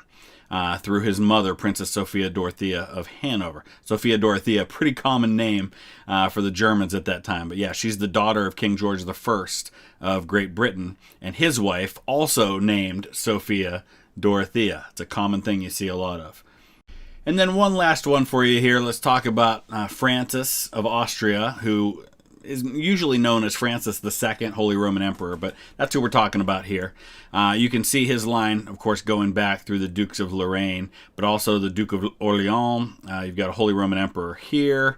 You've got Dukes of Brunswick. You've got the kings of France and Spain in his family tree. His mother was the daughter of Charles III of Spain. You've got Poland there as well. If you go back, Francis's grandmother was the daughter of Augustus III, who was king of Poland. And there's another Holy Roman Emperor in that line there. So he's got at least, actually, if you look at it here, three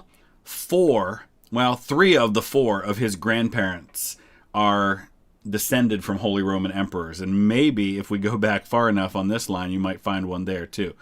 Kings of France in his line. So they're all related to each other. Had a couple people ask me if I would at least touch real quick on what is happening with the United States during all of this. Well, obviously the U.S., as we've talked about previously, is in the middle of a war of its own with the United Kingdom at this point, the War of 1812. So by the time the Congress of Vienna happens, it begins in the fall of 1814. The War of 1812 is kind of reaching its crescendo with things like the burning of Washington, D.C., stuff like that. But they negotiate the end to that war, the Treaty of Ghent in Belgium. And so the Treaty of Ghent is being negotiated at the exact same time that the Congress of Vienna is going on. The Congress of Vienna runs up until June of 1815. Interesting that the president of the U.S. is James Madison. The Secretary of State, who would have kind of had overall control over what's happening diplomatically, is James Monroe, who's going to be the next president of the United States. And the American leader of the negotiation for this treaty is future President John Quincy Adams, who will follow Monroe as president of the United States. So big kind of star power as far as the U.S. goes with all of this. I believe Henry Clay was a part of that as well as some other folks. So that's all happening and being negotiated in Belgium while everyone's in Vienna. So you basically got two entirely separate kind of diplomatic things happening at the exact same time. And John Quincy Adams had lived in Russia. He had been at one time the U.S. ambassador to the Russian Empire. So he's got some ties there. And so all of that's kind of going on at the same time, but also completely separate from all of this. And we'll try to work some more information about the U.S. where I can, but really, honestly, the U.S. doesn't have a big role in any of this that's going on. The U.S. isn't really a player on the world stage for the most part. This is really a European thing, and the great powers of the world are really in Europe at this time. You know, you've got, I don't want to discount the fact that there are some great powers in the East and Asia as well, but as far as Western history goes, this is what we're talking about. So we're going to wrap it up right there. We will come back tomorrow with the next part of our look at this series. Hope you're enjoying it. Please add to the conversation. Listen, while I know just enough to make me dangerous, about some of these topics, I am by no means anywhere near an expert on the Napoleonic Wars or on European history at this point outside of the United Kingdom. So I am learning just as many of us are right now. So please add to the conversation. Use the comment section below, and we will see you again tomorrow. Thanks for watching. Welcome back, everyone, as we continue our look at Part 2 of Historia Civilis' Congress of Vienna. If you have not seen my reaction to the first section of Part 2 or any of my reaction to Part 1, those links are in the description below, as well as the link to the original content. Definitely check them out. I consider them one of the best history-related channels on this platform. It's well-researched, well-presented, and very in-depth. If you want to learn more about a topic, definitely check them out. Give them a subscription. Let's go ahead and dive into the next part of this. Where we left off, Talleyrand just had a meeting with Tsar Alexander of Russia, where Tsar Alexander basically said, "Give me what I want, or it's war." And we've been talking all along about how crazy Tsar Alexander is and how he's the wild card in all of this.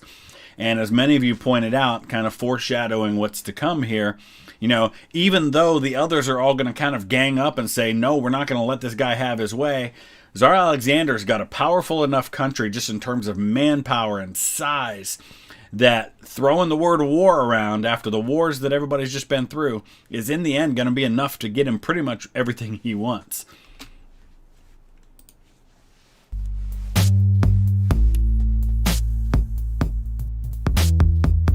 When Metternich learned of Alexander's outburst, he finally lost his patience. He decided to meet once more with the Russian Tsar, this time with a different negotiating tactic. He told Alexander that Austria was considering unilaterally selecting a Polish king to rule over an independent Poland. This was an unspoken threat. Metternich was telling Alexander that all he had to do was snap his fingers, and Poland would rise up against Russian occupation. Alexander responded by issuing an unspoken threat of his own. He invited Metternich to come to Poland and inspect the Russian soldiers stationed there. All 200,000 of them. A show of power. Metternich then dropped the subtlety. He flatly told Alexander that if he took Poland, the entire Congress of Vienna would be against him. After this, tempers flared, voices were raised, and things got personal. From this moment on, Metternich would refuse to be in the same room with the Russian Tsar unless others were present, which frankly is exactly the kind of grudge that I respect. And then a very troubling thing happened. Without notice, the Russian soldiers in Saxony began to pull back and leave. Shortly after this, the Prussian soldiers occupying parts of Poland did the same. All of a sudden, there was a lot of military movement, and nobody knew why. Within a matter of weeks, a lot more Prussian soldiers entered Saxony, and a lot more Russian soldiers entered Poland. Now, it's interesting because 100 years later, when you have a very similar scenario where you have a buildup on the border, it basically means war. I mean, in 1914, the mobilization of these troops was akin to a declaration of war. Now, we're not there yet, and these troops are already in the field. but you've got a buildup happening on the border, and that is a recipe for something to go wrong, where while you're trying to negotiate, something could happen with all of that going on that could take the negotiations completely out of your hands and lead to war before you realize what's happening. It became clear that there was some kind of handoff happening, a secret agreement between Russia and Prussia. There you go. Both were openly fortifying their positions and preparing for war. Bad, bad, bad. Castlereagh wrote a summary of these events to Prime Minister Liverpool back in Britain. Quote, "Unless the Emperor of Russia can be brought to a more moderate and sound course of public conduct, good luck. The peace, which we have so dearly purchased, will be but of a short duration. You must make up your mind to watch him and resist him if necessary, as another Bonaparte." Back in Britain, the domestic political situation was approaching a boiling point. The narrow conservative Whig majority in the House of Commons was in jeopardy. The liberal Whig opposition had weaponized the Saxony and Poland crisis and were using it as a rallying cry against authoritarianism everywhere. And this is something that happens in history, is that you're trying to deal with a major foreign policy crisis, and the party that is not in power back home uses that as an opportunity to try and get that power. It's happened throughout history. A couple of examples where it didn't happen. One example was in the American Civil War, where you have the United States holding congressional elections in 1862 and then a congressional and presidential election in 64, right in the middle of being at war with itself, a civil war. And there was a very real danger that if the party that was out of power, in this case the Democrats, took power, that everything they had tried to do in terms of prosecuting that war was going to be thrown out the window. And so it was a real crisis. At the end of World War II, you have Winston Churchill voted out of office right as they're about to win against Japan, just after victory in Europe. So, these are things that have to be considered. You're trying to deal with a foreign policy crisis. In this case, the British are not only dealing with the Congress of Vienna, they're dealing with the Treaty of Ghent and wrapping up the War of 1812, and now they've got to deal with this stuff at home too. The liberals had the public on their side, and now they were calling for an independent Saxony and an independent Poland, with no concessions to the other powers whatsoever. Liverpool was in a precarious situation, and could not appear to be throwing the people of Poland to the Russian wolves, or bears or whatever. The liberals wanted to paint Liverpool as sympathetic to the Russian tyrant, and so Liverpool needed to prove them wrong. He wrote to Castlereagh, instructing him to back away from any deal that would partition Saxony or Poland. The official British position would now call for full independence for both countries. So you can see they're going to extremes. Initially, there was talk of compromise. Okay, well, we've got to preserve part of their territory, but if you take some, all right. But now you've got the Russians going to the extreme position of, we're taking all of Poland. You've got now the British saying, under no circumstances can there be anything but an independent Saxony and Poland. You've got Austria with their desires as far as Saxony and Poland go. So something's got to give here. But as people go to more extreme positions, it's going to become harder and harder for there to be a compromise. You would think that such an abrupt shift in priorities would blow up the negotiations, but it really didn't. After being stabbed in the back by Russia and Prussia, Metternich felt no obligation to bend over backwards for them anymore. The Austrian emperor had always wanted an independent Saxony, and Metternich had always wanted an independent Poland, so he joined the British in calling for both. Talleyrand had always favored full independence for both countries, and quickly followed Metternich's lead. This audacious show of force from Russia and Prussia spooked every small and medium-sized state in Central Europe. If Saxony could get steamrolled like this, nobody was safe. Virtually every Central European state found their courage and backed Castlereagh and Metternich's call for an independent Saxony and an independent Poland. Austria had long sought to position itself as the defender of precedent and tradition and the rule of law, and now that strategy was paying off. Metternich suddenly found himself at the center of attention, the most popular guy in Vienna, the hub to which every Central European state wanted to attach itself. When the dust settled, it became clear that Russia and Prussia's power grab had been a massive blunder. Tsar Alexander must have realized that he had backed himself into a corner, because he began sending signals to Austria that he might be satisfied with less than 100% of Poland. Give me 99% and I'll be okay. You can have an independent Poland, a little one. Now, this is where you have one of those moments where you've got to make a decision.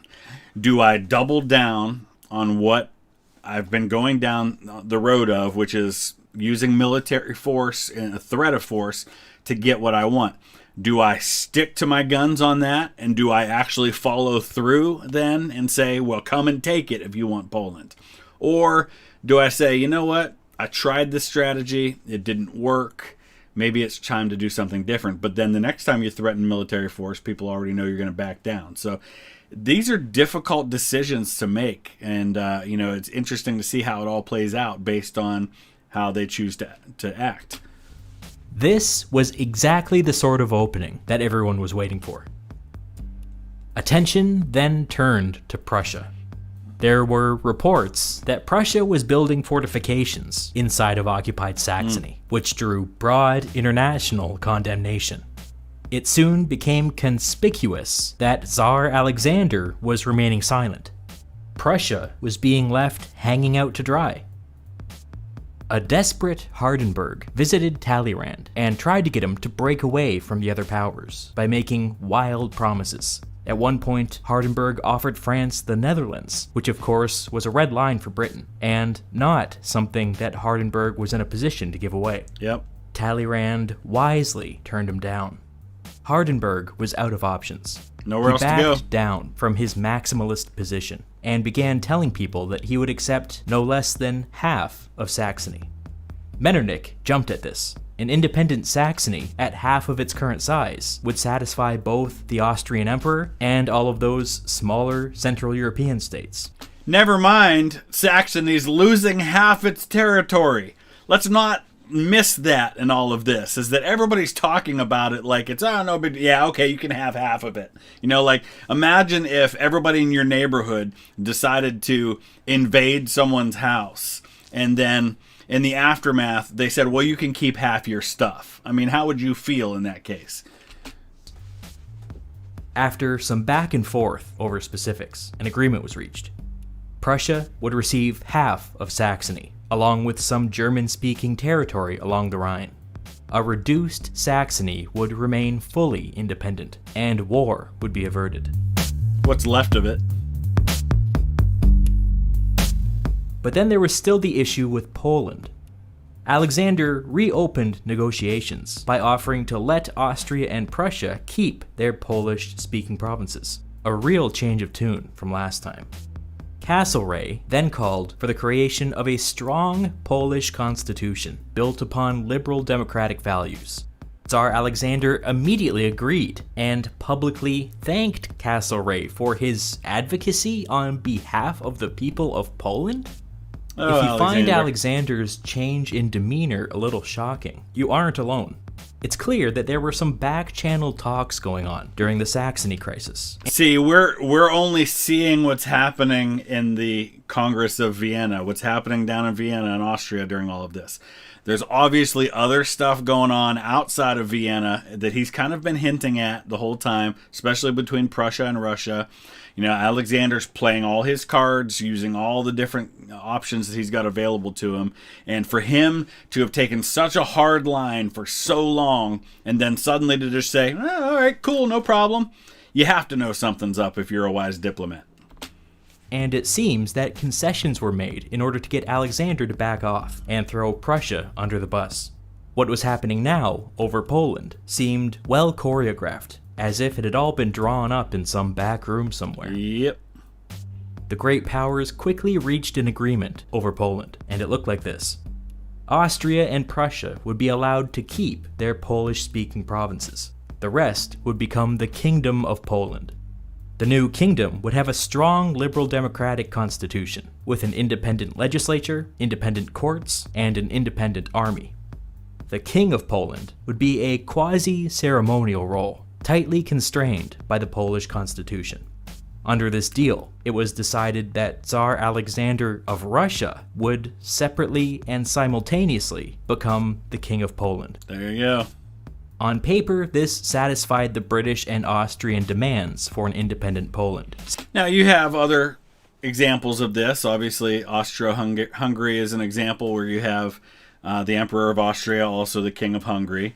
At one time, before they were joined as one government, you had the King of England, also the King of Scotland. They were joined under a joint union, but they were separate countries, and that's kind of what they're going for here. But you can't think for a second that Alexander's just going to sit back and just be a ceremonial head of Poland. Since the new kingdom retained the right to make its own laws and field its own military.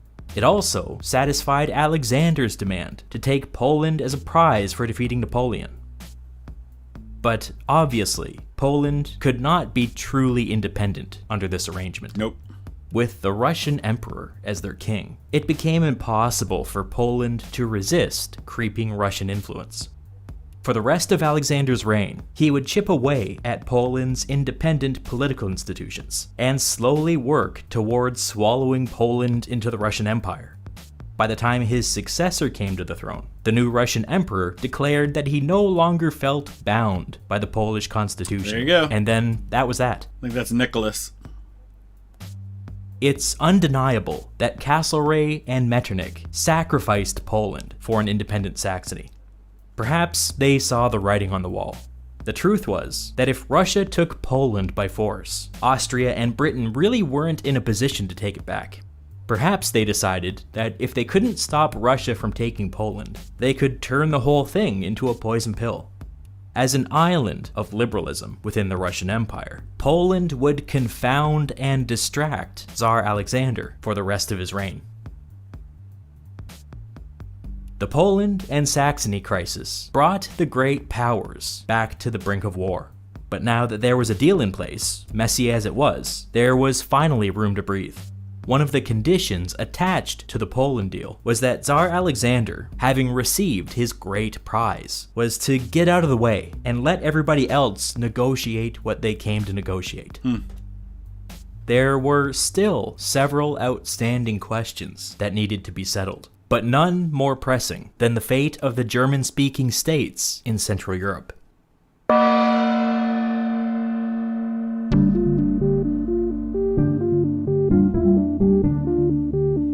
So let's just take a minute and think about where we are in history. We're talking 1815. So we're about 50 years away from when Otto von Bismarck's going to start to move Germany into a place where it can become a unified empire. You're going to have the Schleswig-Holstein War, you're going to have the war with Austria, and then it's all going to culminate with the Franco-Prussian War, where the aftermath of that is going to be a united Germany under an emperor who is also the king of Prussia. So we're about 50 years away from that, but we're going to see a lot of what's going to lead them down that path developing here. Metternich was the chair of the German committee, and now that the crisis over Poland was resolved, he was finally able to get some real work done.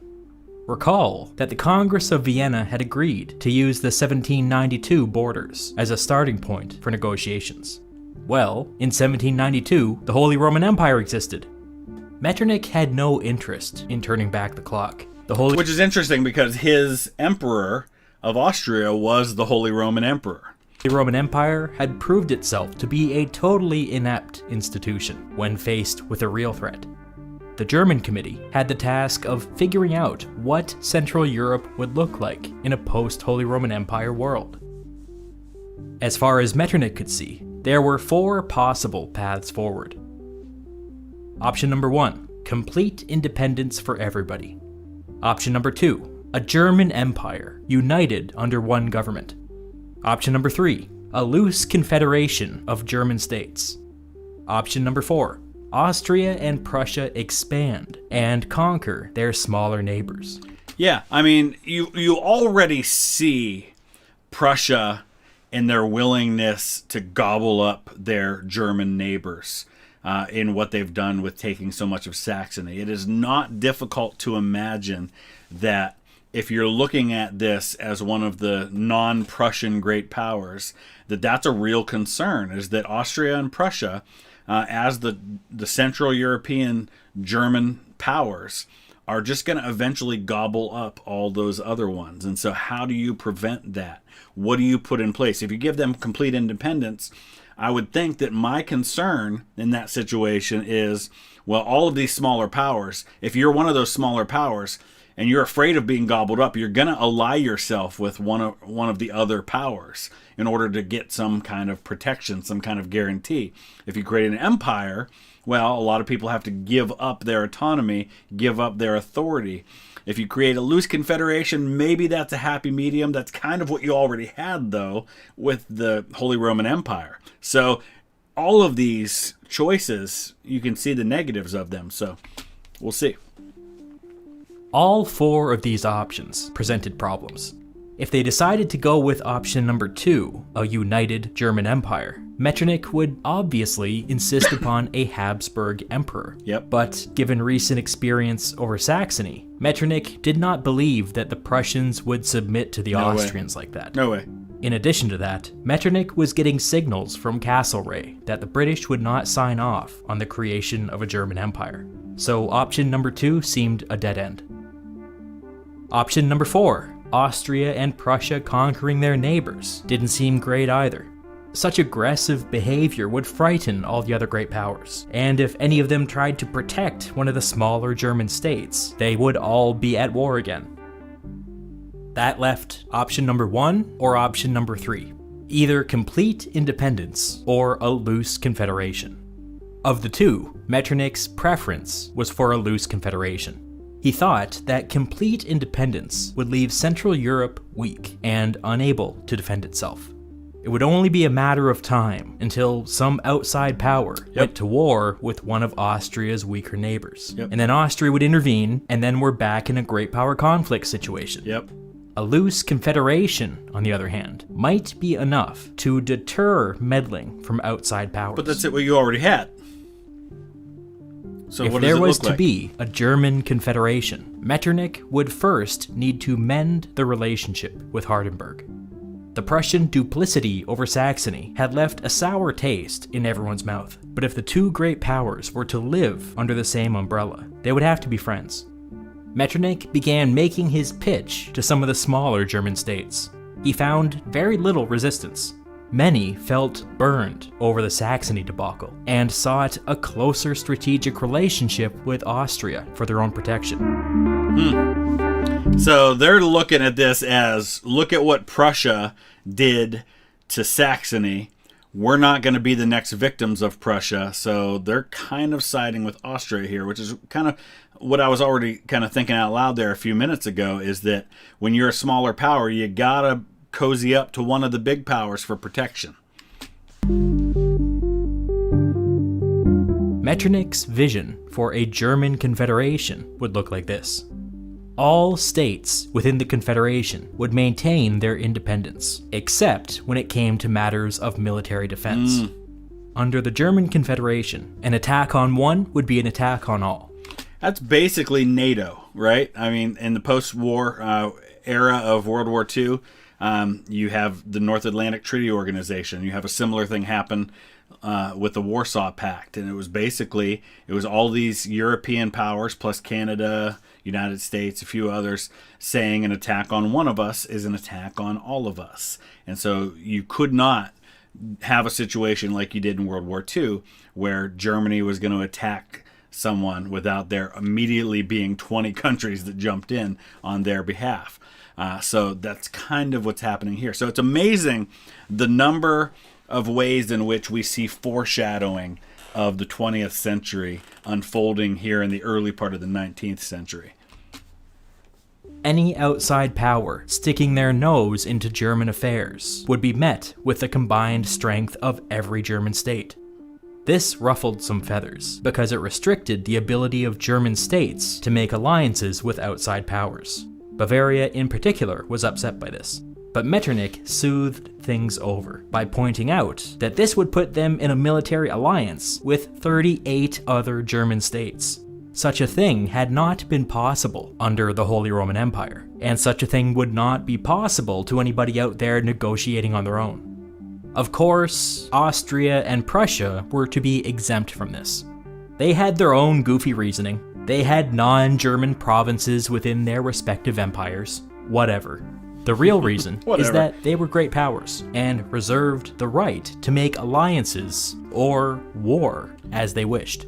And there's an interesting point to be made there too, where he talks about how there were reasons that were given, but then there were the real reasons. And a lot of times this is true in life, and this is true in diplomacy, it's true in business, it's true in all sorts of areas of life. A lot of times the reason is not the reason. There's the stated reason, and then there's the real reason. And more often than not, people understand the real reason, no matter what you say. Austria and Prussia would be the two anchors of the German Confederation, and it was paramount to the survival of the Confederation that the two great powers within it got along. The German Confederation would have a central diet, a legislature, located in the free city of Frankfurt. The Diet was conceived as a sort of United Nations of Germany, where various independent German states would come together and resolve any disputes that might lead to war. They would also work to reduce barriers so that Germans could live and work and write in any German-speaking country without fear. Kind of like an early EU. They created a weak federal legal system to protect certain political rights across borders. Hardenberg of Prussia was surprisingly supportive of this proposal. The German Diet treated Austria and Prussia as equal partners, which was reassuring to an insecure and young power such as Prussia. All right, so we're going to wrap it up right there before we get into the next part of this. There's 20 minutes to go, so we'll do the last reaction tomorrow of this series. I've really enjoyed it. I hope you guys have too. Please add to the conversation down below. Let's learn together about this topic. Hope you've enjoyed it. Hit that like button if you would. Thanks for watching. Welcome back, everyone. It is the final part of this 6-part reaction series to the 2 episodes of the Congress of Vienna by Historia Civilis. I am so glad in reading all the comments to see you guys are enjoying this as much as I am. I have learned a bunch. I hope you have too. So we're going to continue and cover the last 20 minutes or so of this today. As always, if you're new to the series, there are links in the description that will take you back to the beginning of both episodes of my reaction as well as the original content. I could not recommend this channel, Historia Civilis, to you enough. Fantastic stuff, well-researched, well-documented sources. They really have done their homework and presented it in a way that I think helps us learn a lot. So let's go ahead and pick up the story right where we left off.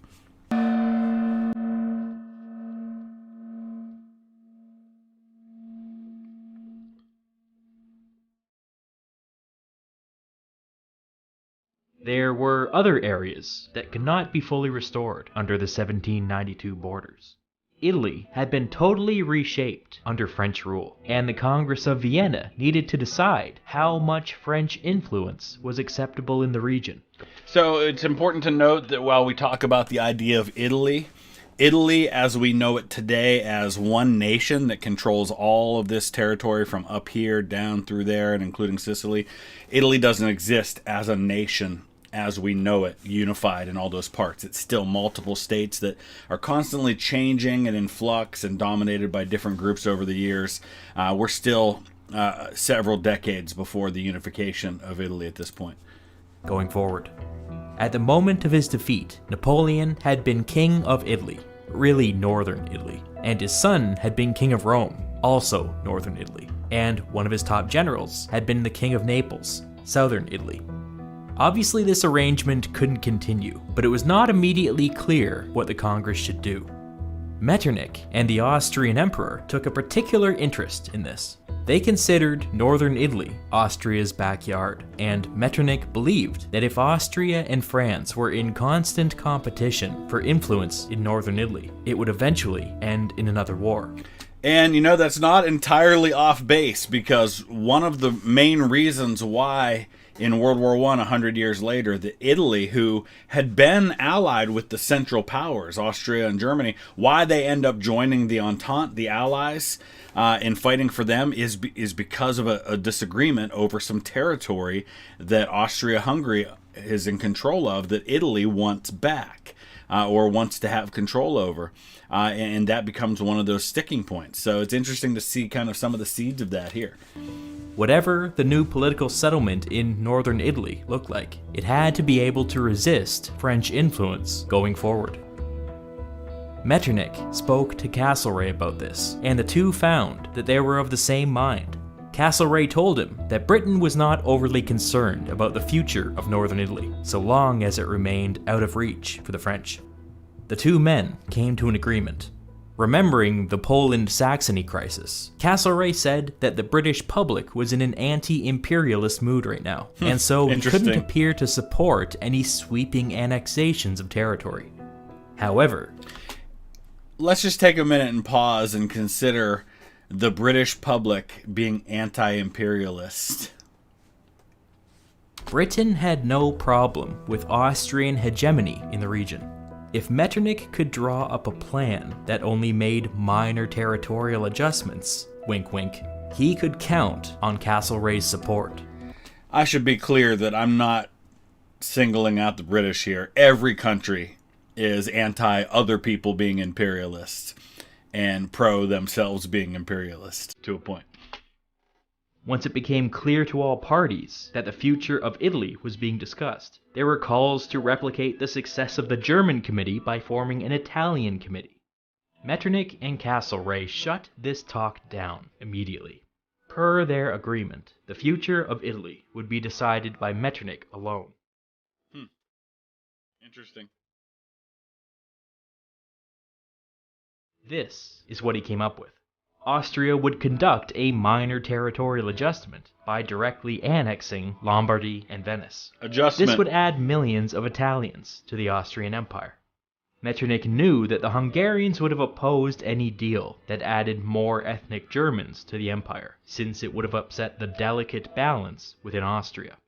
So we've got to find some other way to grow the empire without adding Germans. So we've got some Slavs, there's some Italians, there's other groups of people we can absorb. Expanding into northern Italy was seen as politically neutral, so Metternich used this opportunity to beef up Austria by annexing one of the richest parts of Europe. Castlereagh noticed this, but deemed it minor enough to escape the notice of the British public. Next, Metternich recreated the Duchy of Parma and handed it over to Mary Louise of Austria, the Austrian Emperor's eldest daughter. The fact that she remained the wife of Napoleon was a bit inconvenient, so Metternich carved out a rule so that the duchy would go to some nephew of the Spanish king upon her death. So that way it keeps it from being in Napoleon's family. But yeah, this is the woman who was Napoleon's second wife. And remember, Napoleon's still alive at this time, and he's kind of chilling down here, not far from his home of Corsica. Spain had been upset when Metternich got the authority to reshape northern Italy, and this was Metternich's way of throwing them a bone. The Grand Duchy of Tuscany was also recreated and handed over to the brother of the Austrian Emperor. Similarly, the duchy... Are you noticing a pattern here? You left everything up to Metternich, who's from Austria, and so you're basically saying we don't want France to have influence, but we're going to give all this influence to the Austrians. So the Austrian Kaiser's daughter is going to control one area. They're just going to have complete dominance here. Of Modena was recreated and handed to some cousin of the Austrian emperor. Noticing a pattern yet? By doing this, Metternich technically met Castlereagh's requirement to not openly annex all of northern Italy. But it's similar to what happened with the Russians, right? Where the Russian Tsar is made king of Poland. So it's not really Russian, but it's really Russian. was a bit deceptive. In some cases, the prime ministers of these new states would be Austrian officials hand-picked by Metternich. They're puppets. On paper, these were all independent countries, but in reality, the Austrians were treating northern Italy like a colony. In addition to all this, Metternich reformed the Papal States, which was an important sticking point to the majority Catholic Austrian Empire. He also strengthened and restored the Kingdom of Piedmont-Sardinia. As an independent and fairly strong regional power, they would serve as a buffer against any future French expansion. Finally, Napoleon's former general was eventually removed from southern Italy, and a distant relation of the King of Spain returned to rule the region once more. I should briefly talk about how Napoleon's general was removed from southern Italy. It involves an event known to history as the 100 Days.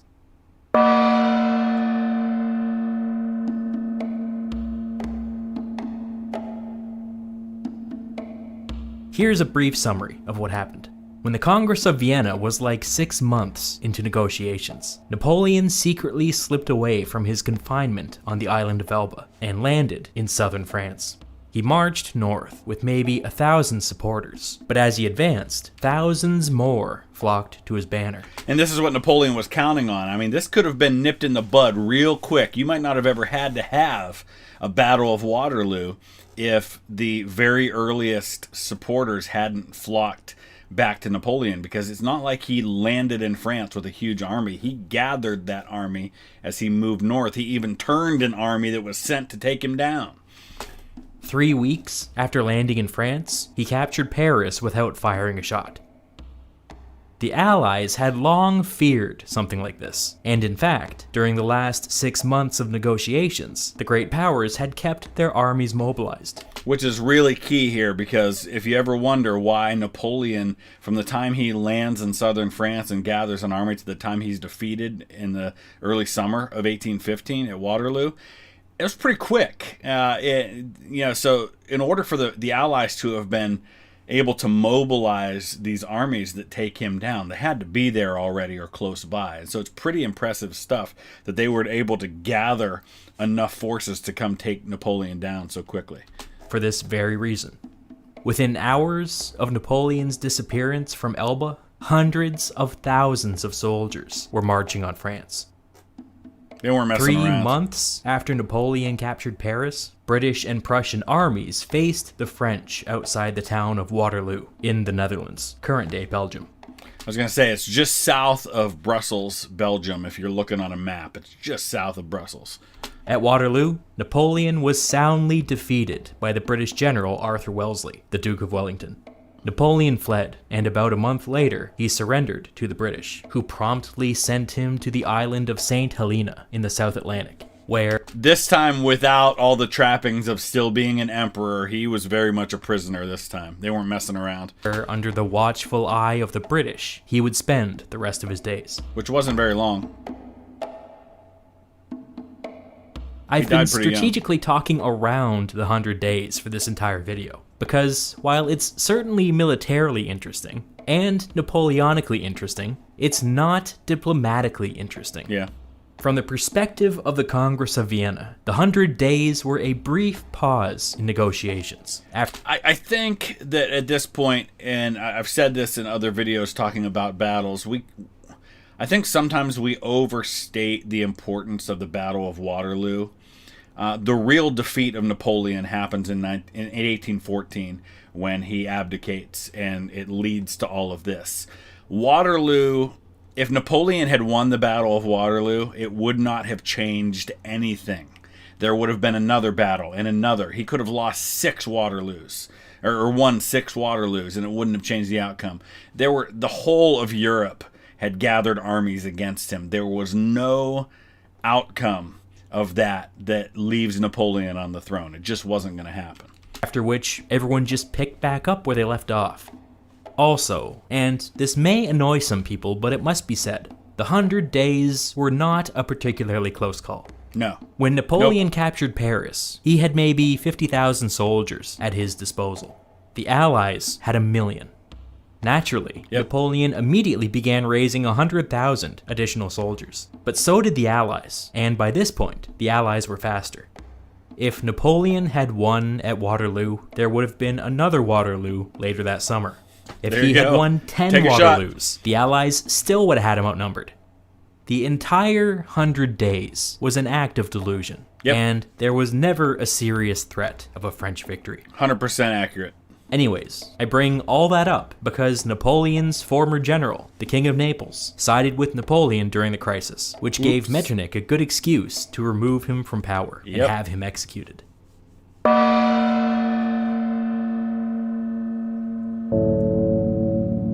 So this will be interesting to see how this gets covered, because by the time we have this happening, the British Empire has outlawed the slave trade under the incredible influence of William Wilberforce, who was kind of the guy who single-handedly in a lot of ways carried that forward.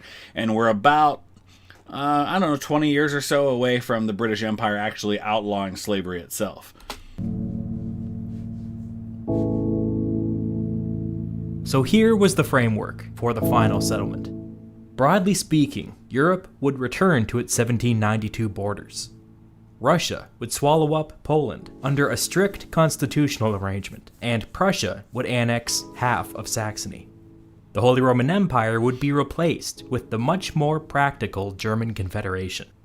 Northern Italy would become an anti-French zone under Austrian supervision.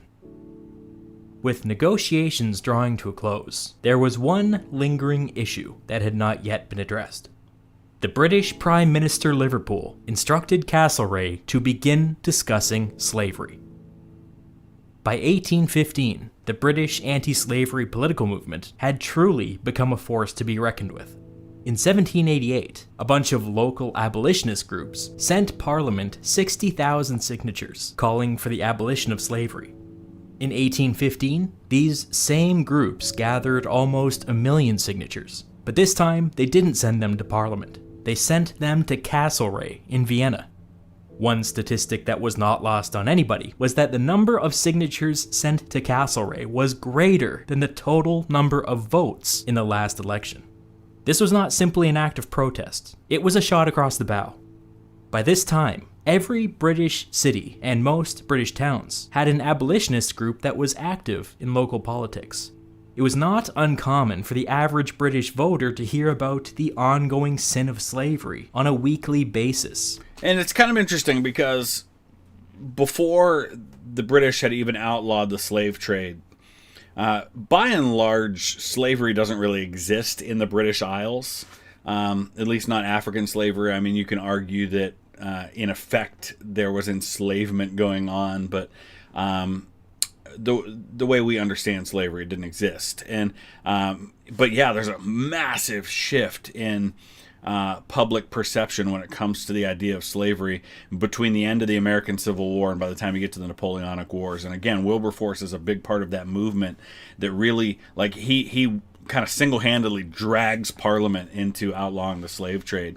If you want to see kind of a fascinating kind of Hollywood look at it, there's a movie called Amazing Grace that kind of shows Wilberforce's story a little bit. And he was influenced very heavily by one of his mentors was John Newton, who I'm getting way sidetracked, but it's an interesting story worth telling. John Newton had been the captain of a slave ship, transporting Africans to, as part of that kind of triangle trade, and had become a Christian and actually had gone into ministry.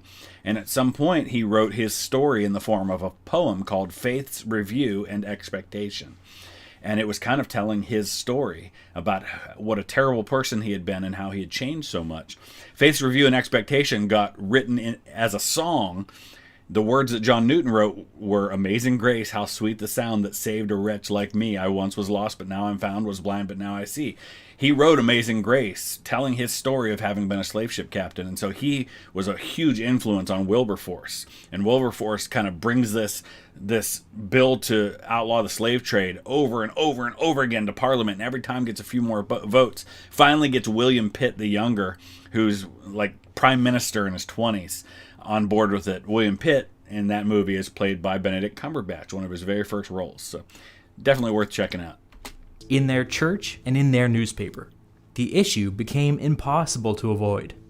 After one particularly incendiary pamphlet went viral, more than 300,000 women pledged to boycott sugar since it was exclusively produced with slave labor. Yep. People were hungry for action, and when the government showed no interest in doing anything, they grabbed at whatever consumer choices might make a difference. Political activism against slavery was so popular in some circles that it became fashionable, literally.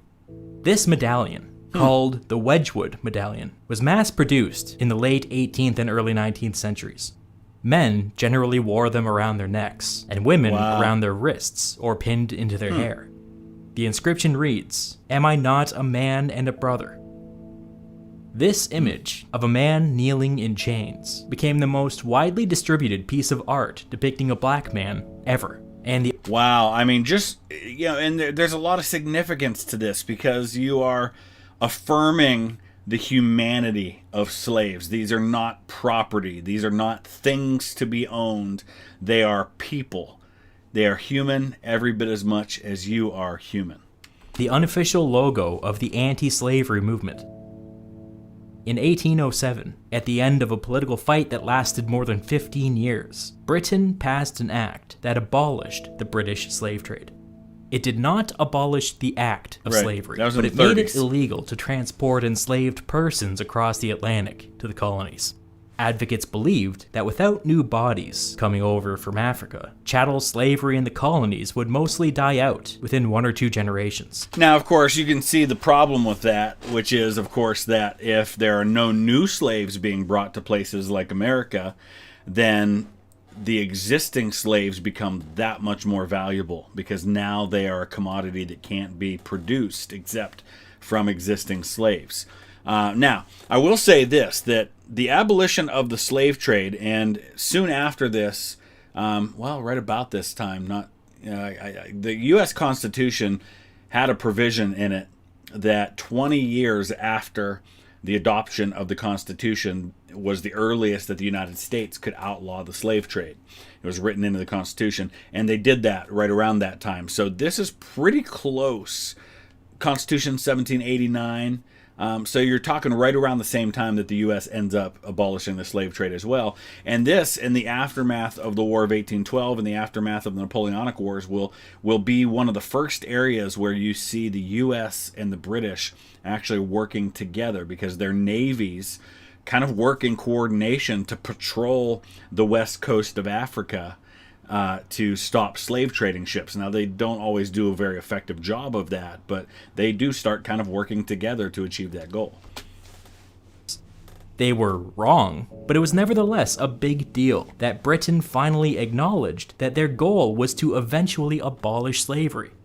The abolitionists were, correctly, not satisfied by this half measure.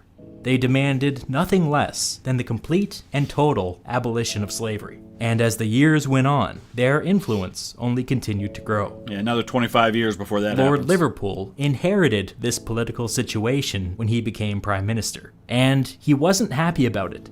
He was holding on to his conservative Whig majority in Parliament by the barest of threads. And now the abolitionists had sent 1 million signatures to his Foreign Secretary in Vienna. Liverpool didn't really care one way or the other about slavery, but if he didn't give these people something, they might topple his government. He instructed Castlereagh to try to get some anti-slavery commitments into the final agreement at Vienna.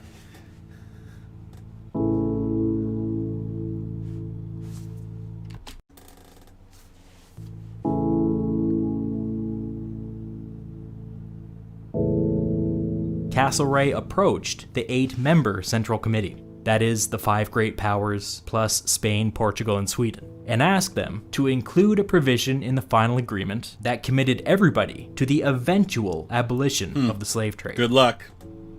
Of those present, only Britain and Sweden had abolished the slave trade. Castlereagh's opening position was that everybody else should adopt Britain's anti-slavery laws. Another way of saying that is that Castlereagh was not committing Britain to any further anti-slavery reforms. This fact was not lost on Castlereagh's negotiating partners. Spain, Portugal, and France threw a fit. France is an interesting case because they had heroically abolished slavery at the beginning of their revolution. And then under Napoleon, they shamefully brought it back. Spain and Portugal were the other two powers most heavily enmeshed with the slave trade. Spain, Portugal, and France argued that Britain only wanted to abolish the slave trade because they had a head start out in the colonies. They also argued that an agreement like this would give the British Navy an excuse to stop and inspect every ship in the Atlantic.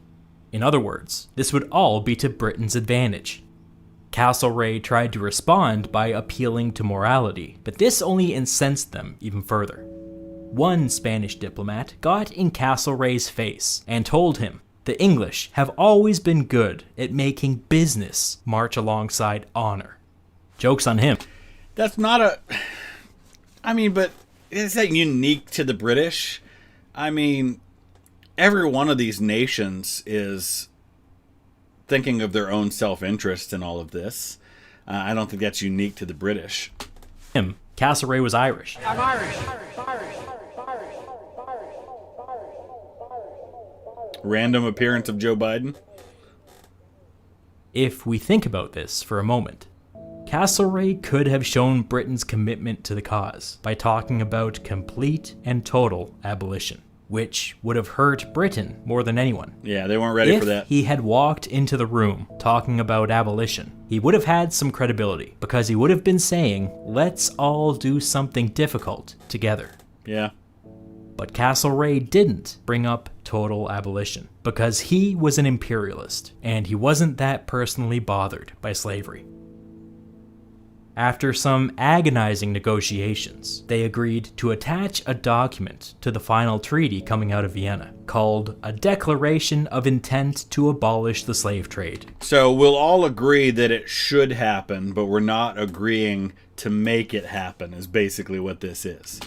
At Spain and Portugal's insistence, this declaration would be non-binding, which sucks. Yeah. Castlereagh was like, if it's non-binding, we're going to need to show people some specific goals at least. France agreed to abolish the slave trade within 5 years. They would blow right past that deadline. Spain agreed to abolish the slave trade within 8 years, with some pretty large loopholes. They would blow right past that deadline. Portugal would only agree to abolish the slave trade north of the equator. And since they didn't really have any colonies north of the equator, this was pretty much a giant middle finger to the rest of the Congress. Castlereagh also got all of the participants to declare their intention to eradicate slavery once and for all, but they provided absolutely no specifics and no deadlines. So if you can't even get people to make a commitment to abolish the trade, and we know in hindsight, of course, that they didn't, why in the world would they abolish slavery itself? A meaningless statement, Completely meant meaningless. to simply soothe public opinion. In the end, Britain's attempt to inject anti-slavery commitments into the Congress was a failure. Yeah. The reason it was a failure is that Castlereagh didn't even really try. He was half-hearted from the start, and his reluctance to come in there with any radical proposals was a signal to the other great powers that Britain wasn't really taking this seriously. It's a shame, because this was a moment when something big could have been accomplished. Britain had serious leverage and serious public support, and Castlereagh didn't use any of it. Now, I will say, they're dealing with a lot of pretty big issues in all of this, and if his heart wasn't in this issue, he's going to spend his political points that he has with everybody else on stuff that really does matter to him. I'm not trying to downplay the importance of this, but if this was really about just placating public opinion back home, but his heart wasn't in it, he's not going to waste what leverage he has on an issue that he doesn't see as that big a deal. One of the consequences of Castlereagh's lack of enthusiasm in 1815 was that slavery continued in places like Cuba and Brazil until the late 1880s. That's a lot of lives and a lot of years, and it's a real stain on Castlereagh's record that he didn't really try to do anything about it. But from a purely political standpoint, the anti-slavery negotiations worked. Prime Minister Liverpool now had something to show the discontents back home. And, for now, that was enough.